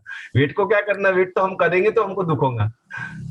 एक्चुअली हाँ इंच सर, लॉस, तो अंकल ऐसा ही हो गया है ना कि वेट लॉस हो गया बट इंचेस लॉस मतलब नहीं हुए, मतलब उतना ही है. नहीं तो फिर हमारे आप दुबले कैसे हो गए? तो मेरा उल्टा हुआ. मेरा एक्चुअली में पेट का घेर जो 100 सेंटीमीटर था वो अब 92 सेंटीमीटर हो गया, जो मुझे भी बहुत सरप्राइज हुआ. मैं सबसे ज्यादा चिंता मुझे हमेशा लगता था कि वेट कम कर लूंगा लेकिन पेट नहीं कम होगा. लेकिन ये पता नहीं, ये दो चीजें जो मैंने मेन जो की, मैं जो आपको मेरे 3 महीने का ब्यौरा देना चाहता हूँ, उसमें दो ही चीजें की है मैंने चेंज, और कुछ भी नहीं किया. मतलब मैंने अभी तक जो ऑब्जर्व किया, मैंने एक फाइन फ्लोर की जो भी चीजें थी, जैसे मैदे की वगैरह जो चीजें थी, जो मिठाई बोलेंगे और कोई चीज या तलन की जो चीजें बोलेंगे, वो मैंने बंद किया. मतलब समोसा, कचौरी, सेव, ये नमकीन का आपको मालूम है कोठारी परिवार में सबको बहुत शौकीन है, वो मैंने बंद किया. दूसरा, मैंने शक्कर टोटल बंद कर दी. शक्कर जो भी चीज में आती होंगी वो मैंने नहीं ली. और ये दो चीज में मुझे पेट का घेर बहुत कम दिखा. वेट मेरा 2-3 किलो से कम हुआ, लेकिन वेट से ज्यादा मुझे पेट कम हुआ, तो मुझे बड़ा अच्छा लगा, क्योंकि मेरा बेल्ट का एक जो खांचा है वो अंदर चले गया. तो वो मेरे लिए सबसे ज्यादा खुशी की बात. सर आपने उपवास भी किए ना? हाँ. उपवास तो वो बहुत नहीं बोलूंगा. प्रज्ञा मैडम, मैं आपसे एक प्रश्न करना चाहता हूं कि मैंने ये चीजें की है, शक्कर बंद की और तलन की चीज बंद की और फाइन फ्लोर की चीजें बंद की, तो आपके ख्याल से मतलब ये मैं सोच रहा हूँ कि अब फिर जब कोई चीज अपने को रिजल्ट दिखती है तो मैं सबको भी बोलना चालू किया कि मेरे को जो भी मिलने आते हैं, जो भी प्रोजेक्ट से रिलेटेड कोई भी होता, कि आप भी ये चीज करके, तो क्या ये सही है, या इसमें और कुछ आप उसमें सुझाव देंगे कि जिसकी वजह से लोगों को क्या है, जब तक कोई चीज दिखेंगी नहीं तो वो फिर वो प्रोजेक्ट से भी नहीं जुड़ेंगे और उनको खुशी भी नहीं होती. तो कोई चीजें पैरामीटर्स दिखे, जैसा पेट का घेरा कम दिखे या वेट कम दिखे, कोई तो ऐसी चीजें दिखना भी चाहिए. तो क्या आपकी सलाह है आहार से रिलेटेड उस विषय में, क्या लें? नहीं सर, सबसे पहले जो आपने बोला ना, मैदा, फाइन फ्लोर जो रहता है सब वो बंद करना चाहिए, और तलन वाली सारी चीजें वो सबसे मेन है. और उसमें बेकरी प्रोडक्ट्स, क्योंकि उसमें मेयोनीज वगैरह सब जो यूज होता है वो उसमें भी बहुत ज्यादा फैट रहता है. तो वो सब जब बंद करते हैं तो अपने आप ही इंच लॉस कहो, वेट लॉस कहो, तो हर एक की एक अलग अलग टेंडेंसी रहती है शरीर की कि कहाँ वेट कम होगा. या तो आप मसल आपके बिल्डअप हो जाएंगे एक्सरसाइज की वजह से, जैसा मधुर सर ने कहा, और वेट लॉस होता है लेकिन वो दिखता नहीं है बहुत बार, लेकिन आपकी बॉडी अंदर से फिट हो रही होती है. तो जैसा आपने कहा कि तली हुई चीजें छोड़ना चाहिए, फाइन फ्लोर छोड़ना चाहिए, उसके साथ मैं ऐड करना चाहूंगी कि ग्रीन लीफी वेजिटेबल्स, या जो भी, जब लीफी वेजिटेबल्स बोलते हैं तो सिर्फ लीफी वेजिटेबल्स यानी लोग समझते हैं कि हरी सब्जियां. अब हरी सब्जियों में सिर्फ लीफी वेजिटेबल्स नहीं आते, सारी फ्रूट वेजिटेबल्स जो रहते हैं वो भी आते हैं. तो वो फ्रूट वेजिटेबल्स भी खाने चाहिए, और जो फ्रूट्स है वो होल फ्रूट्स खाना चाहिए, जूस नहीं लेना चाहिए कभी भी. फाइन फ्लोर में और जूस में ज्यादा फर्क नहीं है. अगर आप होल व्हीट ग्रेन ले रहे हैं, सीरियल्स का जो आटा रहता है वो पूरा, अगर आप आटा ले रहे हैं तो वो जैसे अच्छा है उसी तरह से होल फ्रूट्स अच्छे हैं. उसका अगर आप जूस लेते हैं किसी फ्रूट का, तो वो फ्रूट जूस भी आपको फाइन फ्लोर जैसा ही है मैदे में, और उसमें ज्यादा फर्क नहीं है. अभी इतनी सारी विवेक सर ने भी आध्यात्मिक बातें कही तो मुझे भी तब याद आया था, संत तुकाराम महाराज ने कहा है, देही आरोग्य नांदते भाग्य नाही या परते. यानी आप मेंटली और फिजिकली फिट है तो इससे ज्यादा भाग्यवान, आपसे ज्यादा भाग्यवान कोई नहीं है. धन्यवाद प्रज्ञा मैडम. और किसी को कोई प्रश्न करना है, या किसी को अपने पैरामीटर्स के बारे में बताना है जो उसने पिछले 3 महीने में कुछ हासिल किए हैं, कुछ जो सुधारना हुई, एक तो बात इतना पक्का है कि डायवर्सिटी ग्रुप के एक्टिव मेंबर्स में से मैंने देखा कि करीब करीब बहुत से लोग रेगुलरली वॉक कर रहे हैं। और उसी से संबंधित मेरा एक प्रश्न डॉक्टर नरेंद्र और डॉक्टर शिव को है। डॉक्टर नरेंद्र आप है? यस यस, हाँ बोलिए। नरेंद्र, मेरा सबसे बड़ी दिक्कत यह है, और शायद मेरे को लगता है मेरे साथ में मेरे सभी, डॉक्टर शिव आपको भी इस प्रश्न में शामिल होने का आंसर करने के लिए, अंजलि आप भी शामिल हो सकते हैं। मेरा सबसे बड़ी दिक्कत यह है, जो मैंने ऑब्जर्व किया पिछले समझो एक अपने ग्रुप में लगभग 65 मेंबर्स है, मैंने देखा कि मैक्सिमम लोग हर जो चीज डालते हैं, वैसे तो जिम बंद है, लेकिन मैक्सिमम लोग जो डालते हैं वो अपना सिर्फ एक वॉकिंग यानी एक्सरसाइज के रूप में सिर्फ एक वॉकिंग ही रहती, जो कभी कभी मुझे लगता है कि वो मोनोटोनस भी हो जाती है। हम लोग वो वही करते हैं, लेकिन वो सबसे आसान है, शायद इजी है, किसी के साथ की जरूरत नहीं, निकल गए तो हो जाती है। लेकिन ऐसी क्या चीजें हैं कि जो हम लोगों को, मैक्सिमम लोगों को, या तो जिम में जाने की हिचकिचाहट है। मुझे नहीं लगता कि मैक्सिमम लोग उसमें से अफोर्ड तो जरूर करते हैं जिम करना। पहले था कि भाई हम लोग जिम में अननेसेसरी पैसे क्यों करना जब घर में दूसरे प्रकार के व्यायाम कर सकते हैं। जैसे मेरे पास आप देखोगे तो यहाँ पीछे बैक में मेरे पास में एक ट्रेडमिल भी पड़ी है, जो वो निकुंज ने लाई थी, वो भी पड़ी है बहुत दिन से, पर मैं उसमें भी कम चलता हूँ। तो ऐसी कौन सी चीजें करें जिससे हमको जिम जाने की इच्छा हो, ताकि हम ये एक्सरसाइज जो है वो एक अपने आप में कंप्लीट फॉर्म, मतलब एक वॉकिंग ही सिर्फ एक प्रकार की एक्सरसाइज न हो, दूसरे भी प्रकार की muscle building, stamina building, endurance building, ये सब चीजें भी हो। तो जिम जाने के लिए ऐसी क्या चीजें अपने आप को कई बार ये हिचक रहती कि वहां जाऊंगा तो दूसरे लोग देखेंगे, वो क्या बोलेंगे, फिर कई बार टाइमिंग का रहता है, कई बार और कोई रीजंस रहते हैं, अपने वो वहां पर जाके उसको जो ट्रेनर है वो लेना चाहिए नहीं लेना चाहिए, उसकी क्या। बहुत से लोग क्या होते हैं, जाते हैं एकदम पहले दिन जाएंगे, बड़े बड़े वजन उठा लेते हैं, फिर उनका 2-4 दिन लचक हो जाती है, फिर वो सोचते हैं जिम तो अपने लिए है ही नहीं। तो कैसे आप मतलब 5 मिनट में हमको ये बताइए कि हमने जिम जाए, ऐसे क्या मोटिवेटिंग चीजें आप हमको बता सकते हैं? ये ग्रुप में मैंने एक देखा था कि जैसे जब भी लोग डालते थे रोज, जैसे आपने बताया कि सिर्फ वॉकिंग के बारे में सब लोग ज्यादा सजग है। अधिकतर 99% लोग एक ही एक्सरसाइज कर रहे हैं, वो है वॉकिंग। हमने जब टॉक लिया था फिटनेस का, तो एक बात बताई थी कि एक्सरसाइज हम क्यों करते हैं और एक्सरसाइज के क्या क्या टाइप्स है। उसमें से एक के टाइप हम लोग यूज कर रहे हैं वॉकिंग। सबसे महत्वपूर्ण ये है कि हम मसल बिल्डिंग वाली एक्सरसाइज कर ही नहीं रहे और बहुत कम लोग करते हैं। लोगों को क्या लगता है कि मसल बिल्डिंग किसके लिए जरूरी है? जिसको अपनी बॉडी दिखाना है, हाफ स्लीव्स का शर्ट पहनना है, उसकी बाइसेप दिखे, ट्राइसेप दिखे, कोई कंपटीशन में पार्ट लेना है। ये सब हमको किसी को कुछ नहीं करना है, कहीं कंपटीशन में पार्ट नहीं लेना है, किसी को बॉडी बताना नहीं है, हमको सलमान खान बनना नहीं है। मगर मसल बिल्ड करना ये बहुत ही आवश्यक है, क्योंकि एक तो हमारी उम्र के साथ साथ मसल कम होती है। मसल बिल्ड करने से हमारा बैलेंस सुधरता है, हम लोग कम गिरते हैं, हमको एक्सीडेंट कम होते हैं। मसल सुधरने से हमारी कैलोरीज दिन रात बर्न होती रहती है, न कि सिर्फ एक्सरसाइज करते समय। मसल बिल्ड होने से हमारे बोन्स बहुत स्ट्रांग होते हैं और हमारे को फ्रैक्चर होने की संभावना बहुत कम हो जाती है।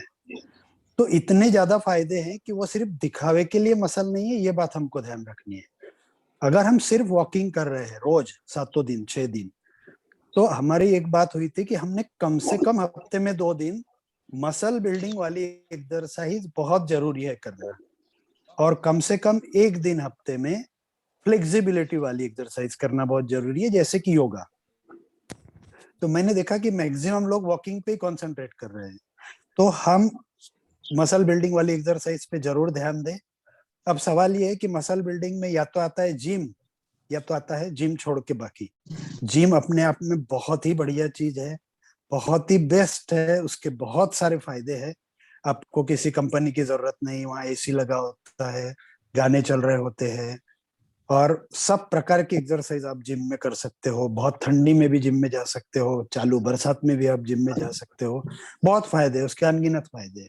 मगर ऑन द सेम साइड कि उसके other side of the coin देखोगे तो नुकसान भी है, पैसे लग जाते हैं। और अभी तो कोरोना के डर से तो मैं भी नहीं जा रहा हूँ जिम। तो ये सब चीजें हैं, इसलिए हम उसका ऑप्शन घर पे भी कर सकते हैं। अब घर पे ऑप्शन में क्या क्या है? हमको जिम में चाहिए वेट, घर पे हमारे पास वेट कौन सा है? हमारी खुद की बॉडी। हमारी खुद की बॉडी तो 60-70 किलो का वेट हमारे पास ही है, तो हम बॉडी के वेट को ही यूज करके जो एक्सरसाइज कर सकते हैं जैसे पुशअप कर सकते हैं, स्क्वाट कर सकते हैं। इसमें हम क्या उठा रहे हैं, हमारा खुद का वेट ही उठा रहे हैं, तो उतना वेट तो हमारे पास हमेशा ही है। दूसरी चीज मैंने बोली थी कि वो 300-400 रुपए का जो बैंड आता है स्ट्रेच करने का, वो हमारी अधिकतर जिम की एक्सरसाइजेस को घर पे ही पूरा कर देता है। तो बॉडी वेट और वो जो रेजिस्टेंस बैंड है, ये दो को हम इस्तेमाल कर सकते हैं और पूरा जिम का काम हम घर में कर सकते हैं। एक है कि आपको कंपनी नहीं मिलेगी, तो कंपनी मिल जाए तो बहुत अच्छा है। तीसरा सवाल आपका था कि जिम में अगर हम जाते हैं, मान लो कोरोना ठीक होने के बाद जाते हैं, तो क्या हमने पर्सनल ट्रेनर लगाना चाहिए? बहुत ही जरूरी है, लगाना चाहिए। बहुत ज्यादा एक्सपेंसिव हो जाता है, 1,500-2 हजार तो हमारा महीने का जिम का लग जाएगा, 5-7 हजार पर्सनल ट्रेनर का लग जाएगा। तो बहुत सस्टेनेबल नहीं है कि हम पूरी जिंदगी जिम में भी जाए, हर महीने पर्सनल ट्रेनर भी लगाए। और मैं सजेस्ट करूंगा कि एटलीस्ट पहला महीना तो भी आप लगाएं। जो गलतियां हम एक्सरसाइज के समय करते हैं, जिससे कि हमारा एक्सरसाइज जिम में जाना करना बंद ही हो जाता है।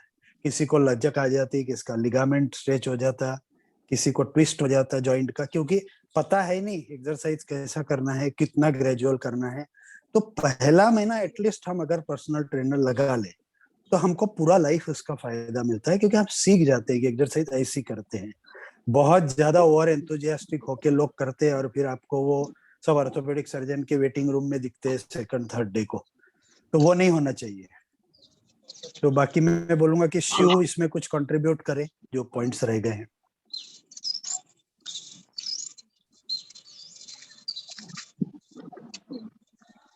शिव है, ज्वाइन किए हैं? या सर आई एम गुड। हाँ, तो कुछ और बातें आप बताएं। लास्ट टाइम जैसे फर्स्ट अपना जो सेशन हुआ था डायबेसिटी का महेश्वरी भवन में, उस टाइम पे मैंने थेरा बैंड, लूप बैंड, थेरा ट्यूब्स ये कैरी किया था और मैंने बोला था कि इनिशियल 2-3 महीने, हेलो इनिशियली 2-3 महीने आप जो मतलब एक यूज टू हो जाए, एक्लिमेटाइज हो जाए, जो आप एक्सरसाइजेस कर रहे हैं या जो आप वॉकिंग कर रहे हैं, वार्म अप्स कर रहे हैं, स्ट्रेचिंग की एक्सरसाइजेस भी हमने वहाँ पे डेमो करके बताई थी, कुछ लोगों ने वीडियोस लिए थे, उनकी क्वेरीज थी, तो ये सब कुछ बताया गया था। अब मुझे ऐसा लगता है कि अब जो एक्सरसाइजेस 3 महीने हमने की मैक्सिमम, जैसे राठी सर ने बोला है कि लोग सिर्फ वॉकिंग के ही अपने पेडोमीटर के स्टेप्स ग्रुप पे डाल रहे थे, तो मुझे ऐसा लगता है कि अभी इसको थोड़ा सा हमने एक एग्रेसिव नोट पे ले जाना चाहिए। और ये जो बचे हुए हमारे जो 3 महीने हैं, तो इसमें हमने मैक्सिमम जो जैसे इनिशियली जो हमको एंटी ग्रेविटी मसल्स की स्ट्रेंथनिंग रखना ज्यादा इंपॉर्टेंट है रेदर देन बॉडी बिल्डिंग। अब एंटी ग्रेविटी मसल्स में जैसे क्वाड्रिसेप मसल है जो खड़े करने के लिए हमको इम्पोर्टेंट है। बहुत से लोगों को घुटनों की तकलीफ रहती है, लोग जनरली जो इजी है उसको ज्यादा करते हैं, जो डिफिकल्ट है वो किसी के भी यानी इच्छा नहीं रहती करने की, तकलीफ हो रही तो छोड़ देंगे, बट जिसमें तकलीफ हो रही है वही आपके लिए इंपॉर्टेंट एक्सरसाइज है, ये लोगों को समझता नहीं है। और बहुत से लोग मतलब अकोला के लेवल पे इस तरीके का पॉपुलेशन है, some people are quality specific, some are time specific, some are person specific, कि किसी को पर्सनल यही बंदा चाहिए, इसी से ही ट्रीटमेंट करानी है, फिर चाहे वो गलत भी करे तो चलता है। लेकिन इस तरीके की थ्योरी मत रखिए। मुझे ऐसा लगता है कि जो इम्पोर्टेंट पार्ट इसमें है, अभी हम लोगों ने मैक्सिमम अपने जो स्ट्रेंथनिंग की एक्सरसाइजेस के बारे में हमने पीछे डिस्कस किया था, और फ्लेक्सिबिलिटी, ये दोनों पे ज्यादा अगर इंटेंसिफाई किया तो मुझे ऐसा लगता है कि आने वाले 3 महीने में, ये जो 3 महीने में रिजल्ट्स मिले हैं सबको, शायद इससे 50% और ग्रोथ हो जाएंगी सबके इम्प्रूवमेंट में। ये मेरा नोट है।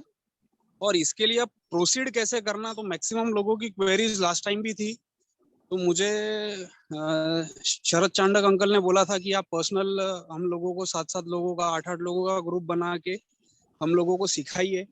तो थोड़ा सा वो डिफिकल्ट होता है, क्योंकि कैसा है अब 65 मेंबर्स है इसमें, तो अब अगर 7-7 लोगों का भी ग्रुप किए तो इस पे वर्कआउट करना चाहिए। वो अच्छा सजेशन था, लेकिन उसके बाद में कुछ उसके ऊपर प्लान हुआ नहीं।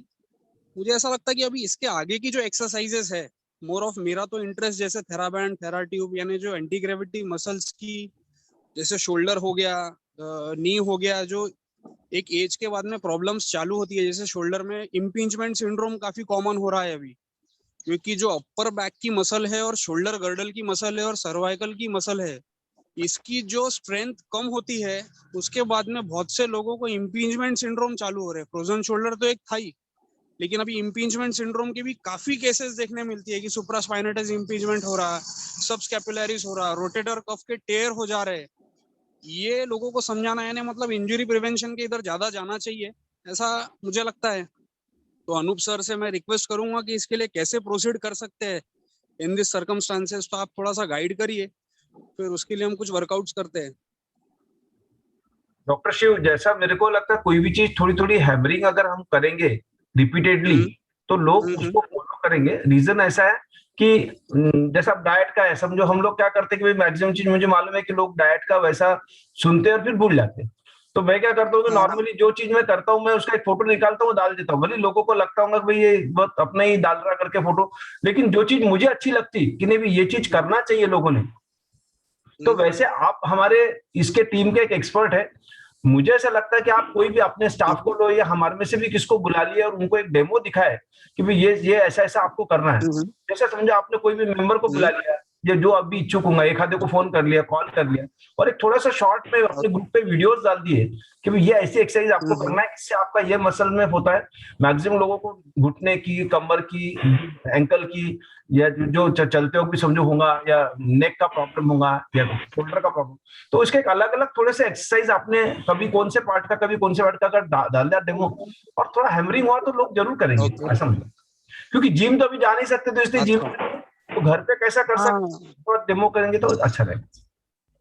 अच्छा, दूसरा सर, कुछ जैसे एप्स के बारे में अपना लास्ट टाइम डिस्कशन हुआ था कि कुछ एप्लीकेशंस है, जैसे लास्ट टाइम मैंने आपको बोला था जी, तो उससे रिलेटेड भी कुछ अगर एप्स थोड़ा सा मैंने आपको भेजे थे, वो एप्स के नाम भी अगर वो कुछ लोगों को डाउनलोड करने बोले, जिनमें थोड़ी सी फ्लेक्सिबिलिटी है, थोड़ा मतलब जो रूटीनली कुछ एक्सरसाइजेस और वर्कआउट्स करते हैं, तो मुझे ऐसा लगता है कि उससे भी थोड़ा हेल्प होंगी।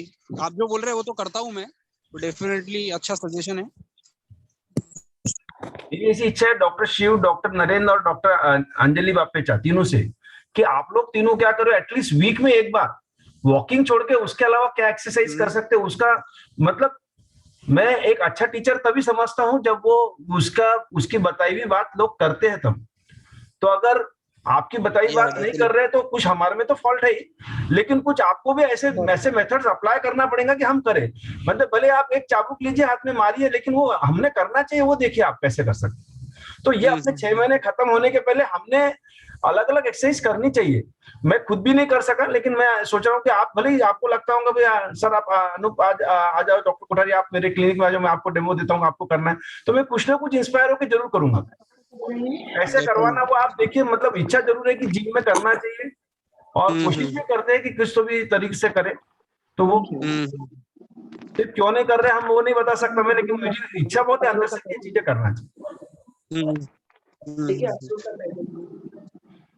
डॉक्टर नरेंद्र, मैं ये भी चाहूंगा कि उस विषय में कैसा, मतलब लोगों को कैसा इंस्पायर करे कि ये चीज करना चाहिए हमको। हमारी इच्छा है कि लोगों ने करना चाहिए। मुझे बहुत दुख होता है जब अपन बोलते हैं हर वक्त कि मसल बिल्डिंग एक्सरसाइज करो, फिर हम सिर्फ रोज अपना वॉक कितना कर लिए, वो हमारा सिर्फ ग्राफ ही डालते कि ये महीने में इतने किलोमीटर चल लिया, और उसमें हम बहुत खुश हो जाते कि हमने इतने किलोमीटर चल लिए। तो वो किलोमीटर चलने के बजाय हमारी जो चीजें मापी नहीं जाती, जैसे मसल्स कोई माप नहीं रहा, तो वो तो हम किसको बता ही नहीं पा रहे कि हमारे मसल्स में क्या हुआ करके ये 3 महीने में 10% कम हो गए कि बढ़ गए। बड़े तो नहीं होंगे, कम ही होंगे एक आधा हाथ के मसल्स, क्योंकि करे ही कुछ नहीं तो कहाँ से बढ़ेंगे।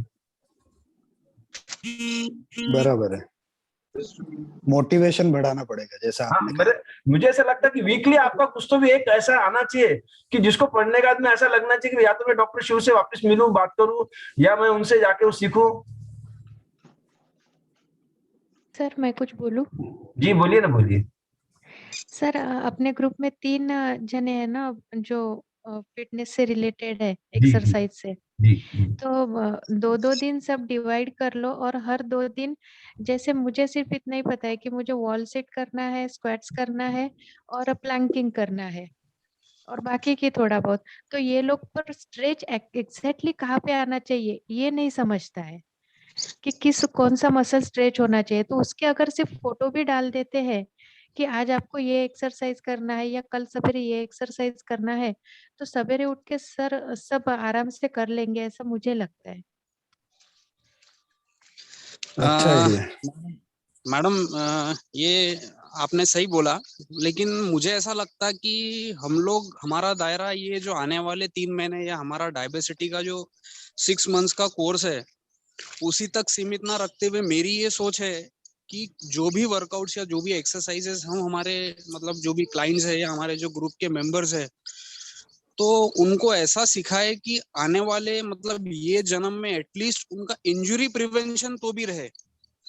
मुझे ऐसा लगता है सिर्फ 6 मंथ्स तक के हमने सीमित रख लिया कि आपको अपना ये मतलब शुगर इतना कम होना चाहिए, पेट का घेरा इतना कम होना चाहिए, ये सब ठीक है, ये अपन अभी फॉलो अप में है, 6 मंथ्स अपन फॉलो अप में रहेंगे, वहां तक सब फॉलो भी करेंगे, अच्छी कंपटीशन लगी है सब लोगों के बीच में। लेकिन एक्सरसाइज का ऐसा पार्ट है, मुझे ऐसा लगता है कि ये पूरे आने वाले मतलब जितने भी अब जिंदगी के साल है सबके, उसमें सबका ही इंजुरी प्रिवेंशन रहे जो हम रेगुलरली देखते हैं कि घुटने की तकलीफ नहीं होनी चाहिए, प्लांटर फेशियाटिस नहीं होना चाहिए, इम्पिंजमेंट सिंड्रोम, फ्रोजन शोल्डर, ये सब मतलब बीमारियां ऐसी है, these are not the disease.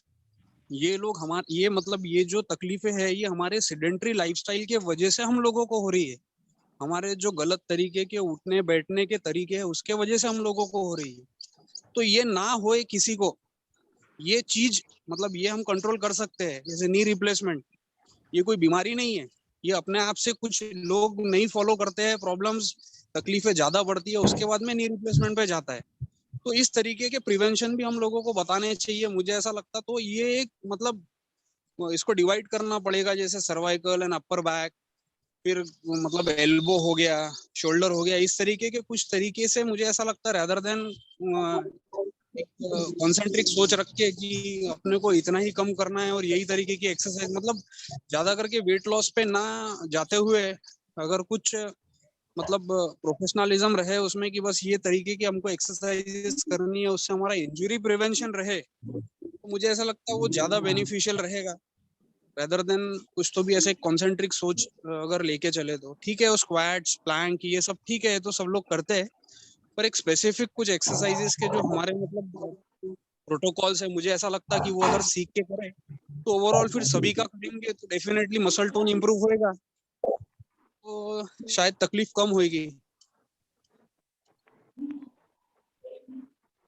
Doctor Anjali आप लाइव है क्या? अंजलि बापेचा,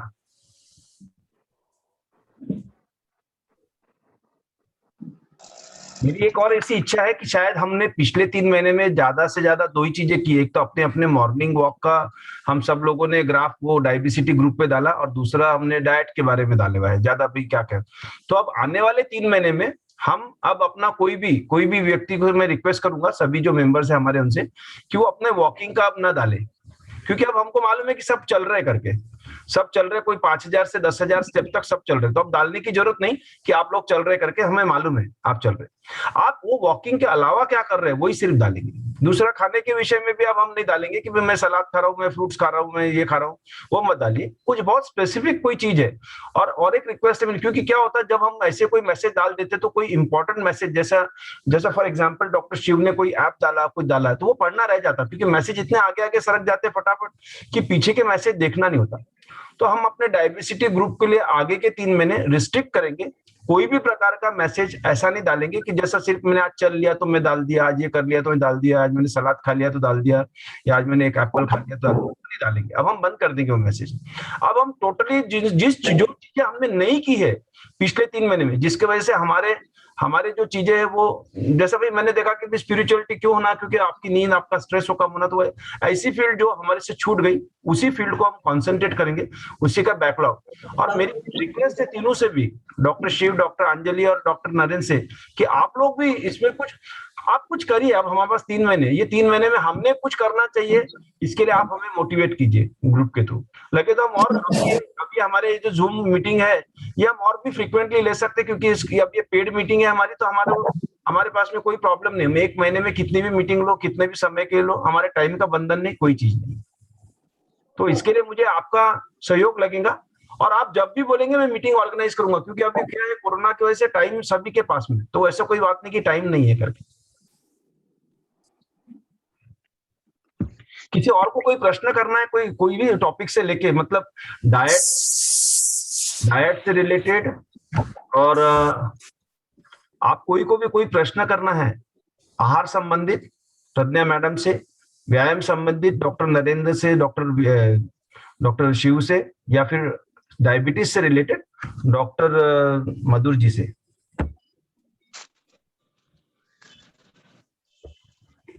कोमल प्रश्न करना है? 1 मिनट, 3 लोगों के हाथ उठे हुए। अंजलि बापेचा अनम्यूट म्यूट हो गई शायद, 1 मिनट।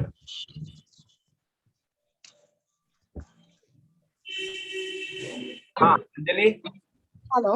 हाँ बोलो। हेलो। हाँ बोलो। हेलो, सॉरी मैंने पहले का कन्वर्सेशन कुछ नहीं सुना, बट मैं सिर्फ एड ऑन करूंगी रिगार्डिंग जिम और उसको लेके। जैसे जो क्वेश्चन था, मैंने अभी एक रिसेंटली 2 दिन पहले वीडियो देखा था। एक लेडी थी 33 इयर्स की, उसको सडनली उसका कुछ हुआ होगा घर पे, उसने अचानक एक जिम ट्रेनर बनने का ये किया, मतलब बिल्डर बनने का। तो उसने उस time at the age of 33 वो जिम गई, उसने उसका बॉडी बिल्ड किया वैसा।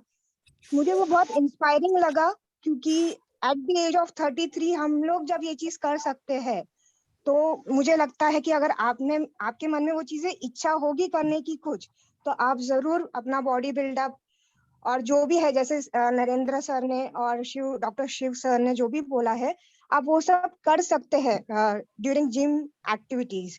और ट्रेनर रहा तो वो आपको प्रॉपर गाइड करता है कि आपने क्या करना चाहिए, क्या नहीं करना चाहिए, इसलिए ट्रेनर भी चाहिए स्टार्टिंग के फ्यू डेज तो भी एटलीस्ट।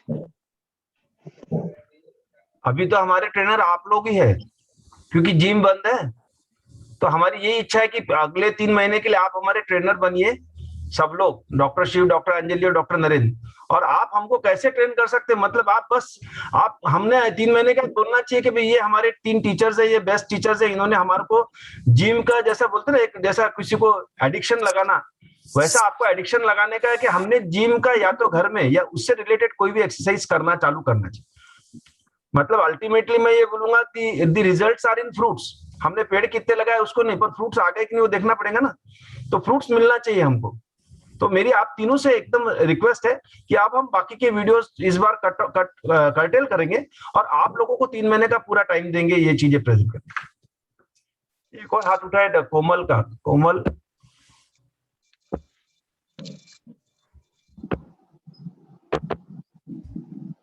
म्यूट नहीं हो रही कोमल। Hello sir.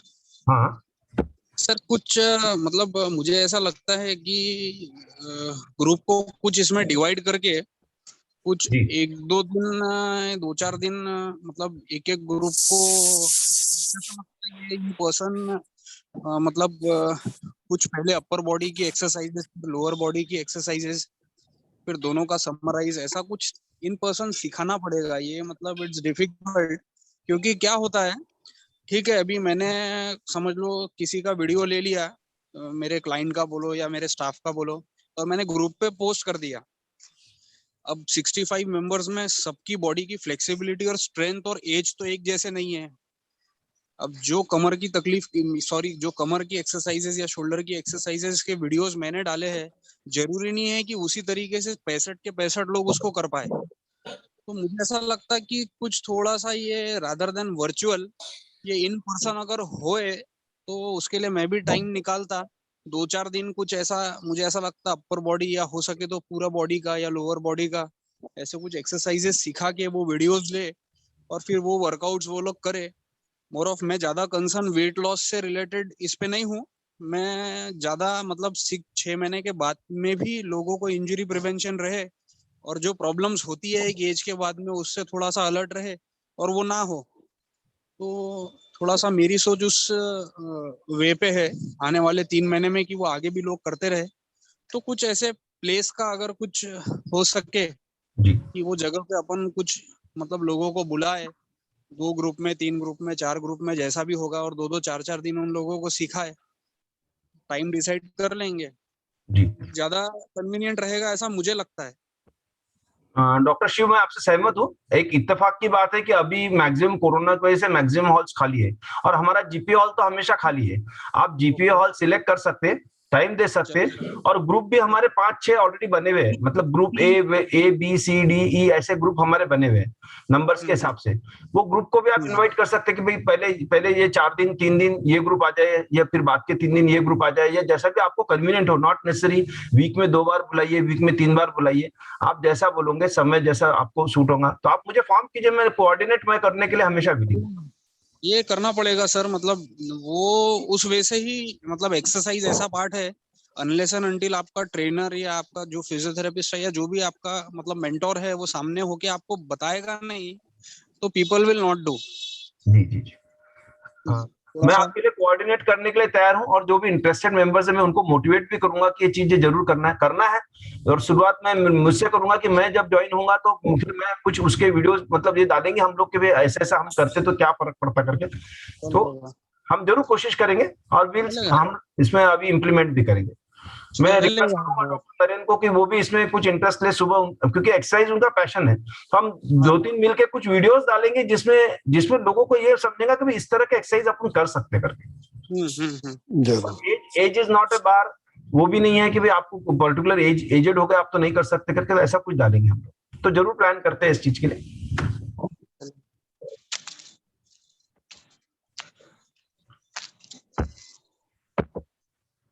कोमल अनम्यूट नहीं कर पा रहा मैं तुझको बेटा। बाबा आप सुन पा रहे मुझे? हाँ सुन पा रहे, आप सुन पा रहे। मेरा क्वेश्चन डॉक्टर मधुर से था जी। मुझे ना जेशनल डायबिटीज के बारे में पूछना था। जेशनल डायबिटीज के प्रिवेंशन एंड उसके क्या इफेक्ट्स हो सकते हैं? ओके, सो सबसे पहले हमें समझना पड़ेगा जेस्टेशनल डायबिटीज होता क्यों है। सो आफ्टर 5th और the 6th month of pregnancy, nature ने ऐसा क्रिएट किया है कि it has to make energy या ग्लूकोज अवेलेबल फॉर बेबी, कि जो भी न्यूट्रिशन हो वो बेबी के तरफ जाए।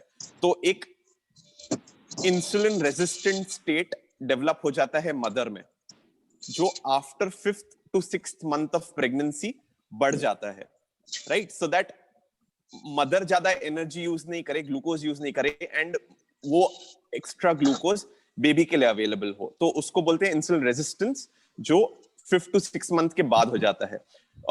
अगर आप ओवरवेट हैं, अगर आपके फैमिली हिस्ट्री ऑफ डायबिटीज है, अगर आपको हिस्ट्री ऑफ पीसीओडी है, तो आपका इनहेरेंट इंसुलिन रेजिस्टेंट स्टेट ज्यादा है, एंड ये 6th month के बाद और बढ़ जाता है, इसलिए डायबिटीज प्रेसिपिटेट हो जाता है, इसलिए शुगर्स बढ़ जाते हैं।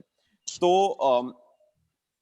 अगर मेरा शुगर बढ़ गया है आफ्टर 5th और 6th month, तो वो extra glucose becomes available for baby, and वो एक्स्ट्रा ग्लूकोज बेबी को बहुत बड़ा बना देता है, लार्ज फॉर जेस्टेशनल एज, या लार्ज बेबी, बच्चे का वजन 4 किलो 4.5 किलो हो जाता है। इससे बच्चे को भी प्रॉब्लम हो सकते हैं, मदर को भी प्रॉब्लम हो सकते हैं। मदर को प्रॉब्लम हो सकते हैं बिकॉज बेबी का वेट ज्यादा है, डिलीवरी के समय प्रॉब्लम्स। बच्चे को प्रॉब्लम हो सकते हैं बिकॉज एक्स्ट्रा न्यूट्रिशन मिल रहा है, उससे उसका साइज बहुत बड़ा हो जाता है, वजन ज्यादा बड़ा हो जाता है, उसमें ऐसे जेनेटिक और एपिजेनेटिक चेंजेस हो जाते हैं जिससे फ्यूचर रिस्क ऑफ डायबिटीज भी बच्चे में बढ़ जाता है। एंड डिलीवरी के बाद रेस्पिरेटरी इश्यूज, डिलीवरी के बाद लो शुगर होने के चांस बच्चों में, तो कॉम्प्लिकेशंस आफ्टर डिलीवरी बच्चों के लिए भी बढ़ जाते हैं। तो ये बहुत इंपॉर्टेंट है कि मदर का शुगर कंट्रोल रहे through out pregnancy, not just 3rd trimester but 1st, 2nd, 3rd trimester, all 3 trimester।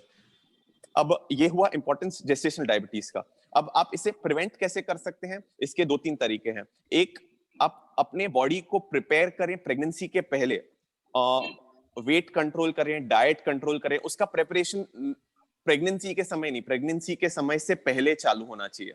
अगर आपकी फैमिली हिस्ट्री में डायबिटीज है, या अगर आपको प्रीवियस प्रेगनेंसी में जेस्टेशनल डायबिटीज हुआ हो, या फिर आपको पीसीओडी का तकलीफ है, तो there is a good chance कि आपको जेस्टेशनल डायबिटीज होएगा।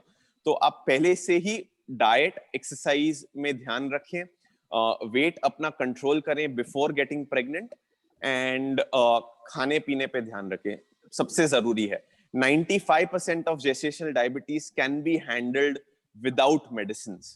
ओके, हम ऐसा डाइट, उनको डाइट प्लान देते हैं, एक्सरसाइज प्लान देते हैं, जिसमें 95% ऑफ पेशेंट्स में हम ट्रीटमेंट औषध चालू भी नहीं करते हैं, बट 5% पेशेंट्स में जिसमें शुगर्स, डाइट के बावजूद शुगर जब ज्यादा रहते हैं तब हमें टैबलेट्स देनी पड़ती है, इंसुलिन देना पड़ता है, बट 95% ऑफ पेशेंट्स में हम विदाउट मेडिसिन ट्रीट कर सकते हैं।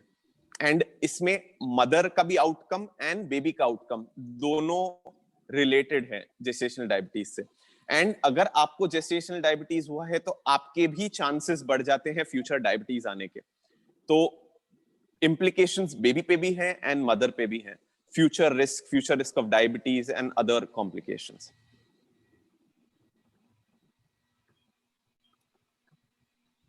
Right? कोमल,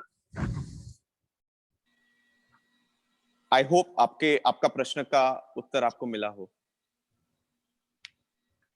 कोमल बेटा लाइव है, आंसर सुना? सुना। Thank you doctor so much. Okay, किसी और को कोई प्रश्न पूछना है?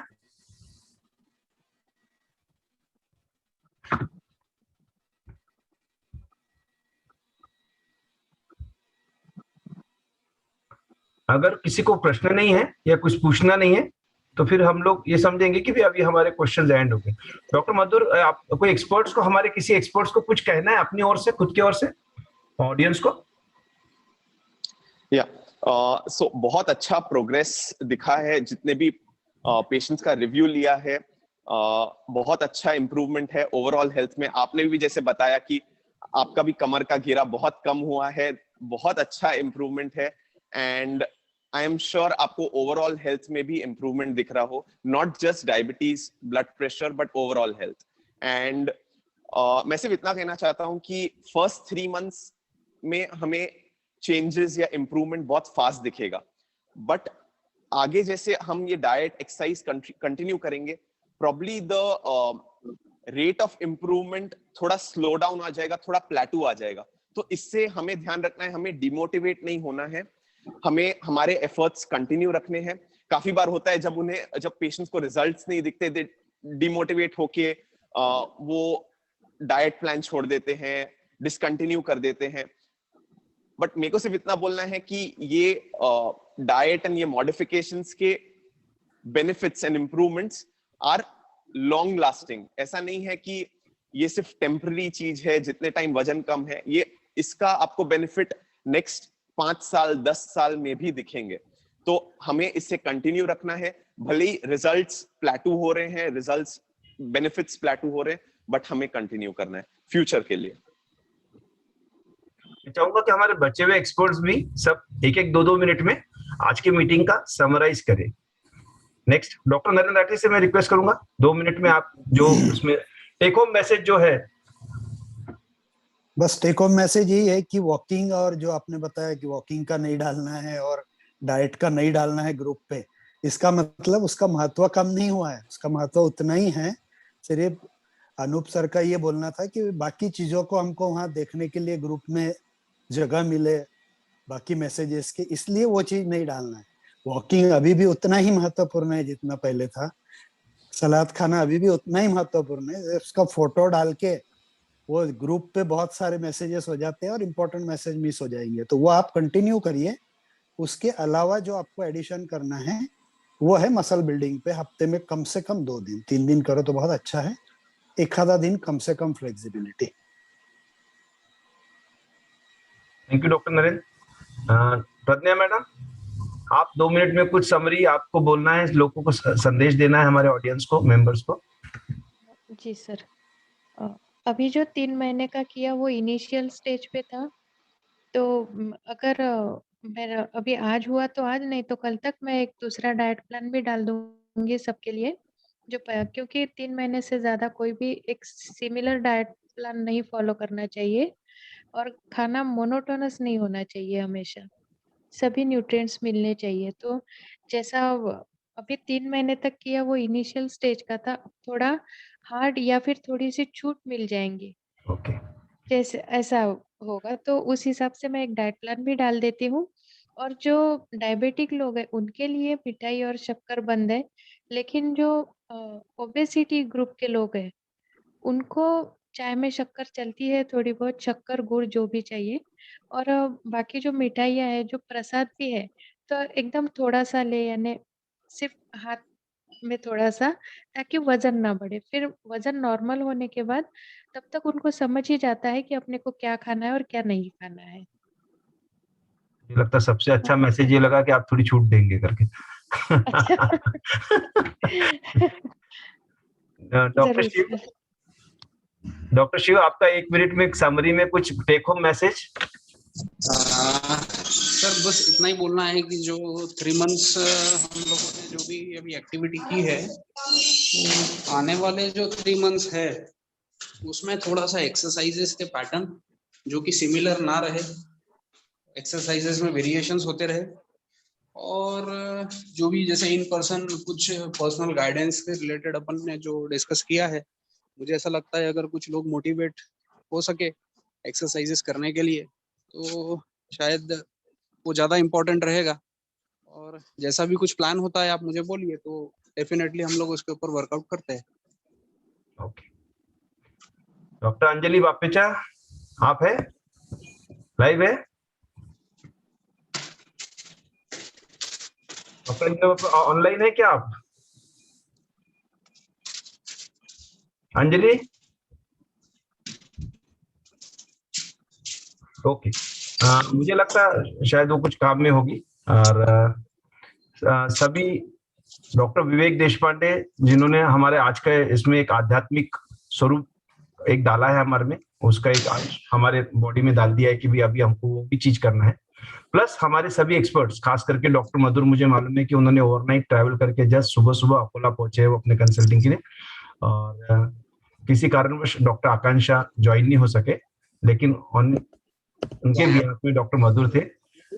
डॉक्टर नरेंद्र एज यूजुअल हमारे passionate exercise person, doctor Shiv हमारे प्रोफेशनल एक्सरसाइज पर्सन, और डॉक्टर अंजलि, सभी को मैं धन्यवाद देता हूँ तहे दिल से कि जूम मीटिंग्स के हमको बहुत एक्सपीरियंस नहीं है, हमारे ऑडियंस को भी और हमको भी, लेकिन उसके बावजूद काफी अच्छी रही। सुबह सुबह अपने संडे मॉर्निंग होते हुए भी आप सभी लोगों ने अटेंड किया, और इसलिए मैं पूरे ऑडियंस और डायबिसिटी ग्रुप मेंबर्स और जो कुछ हमारे गेस्ट ने भी आज पार्टिसिपेट किया उनको मैं धन्यवाद देता हूँ। और बस अभी मीटिंग क्लोज करता हूँ। किसी को कोई सिर्फ पूछना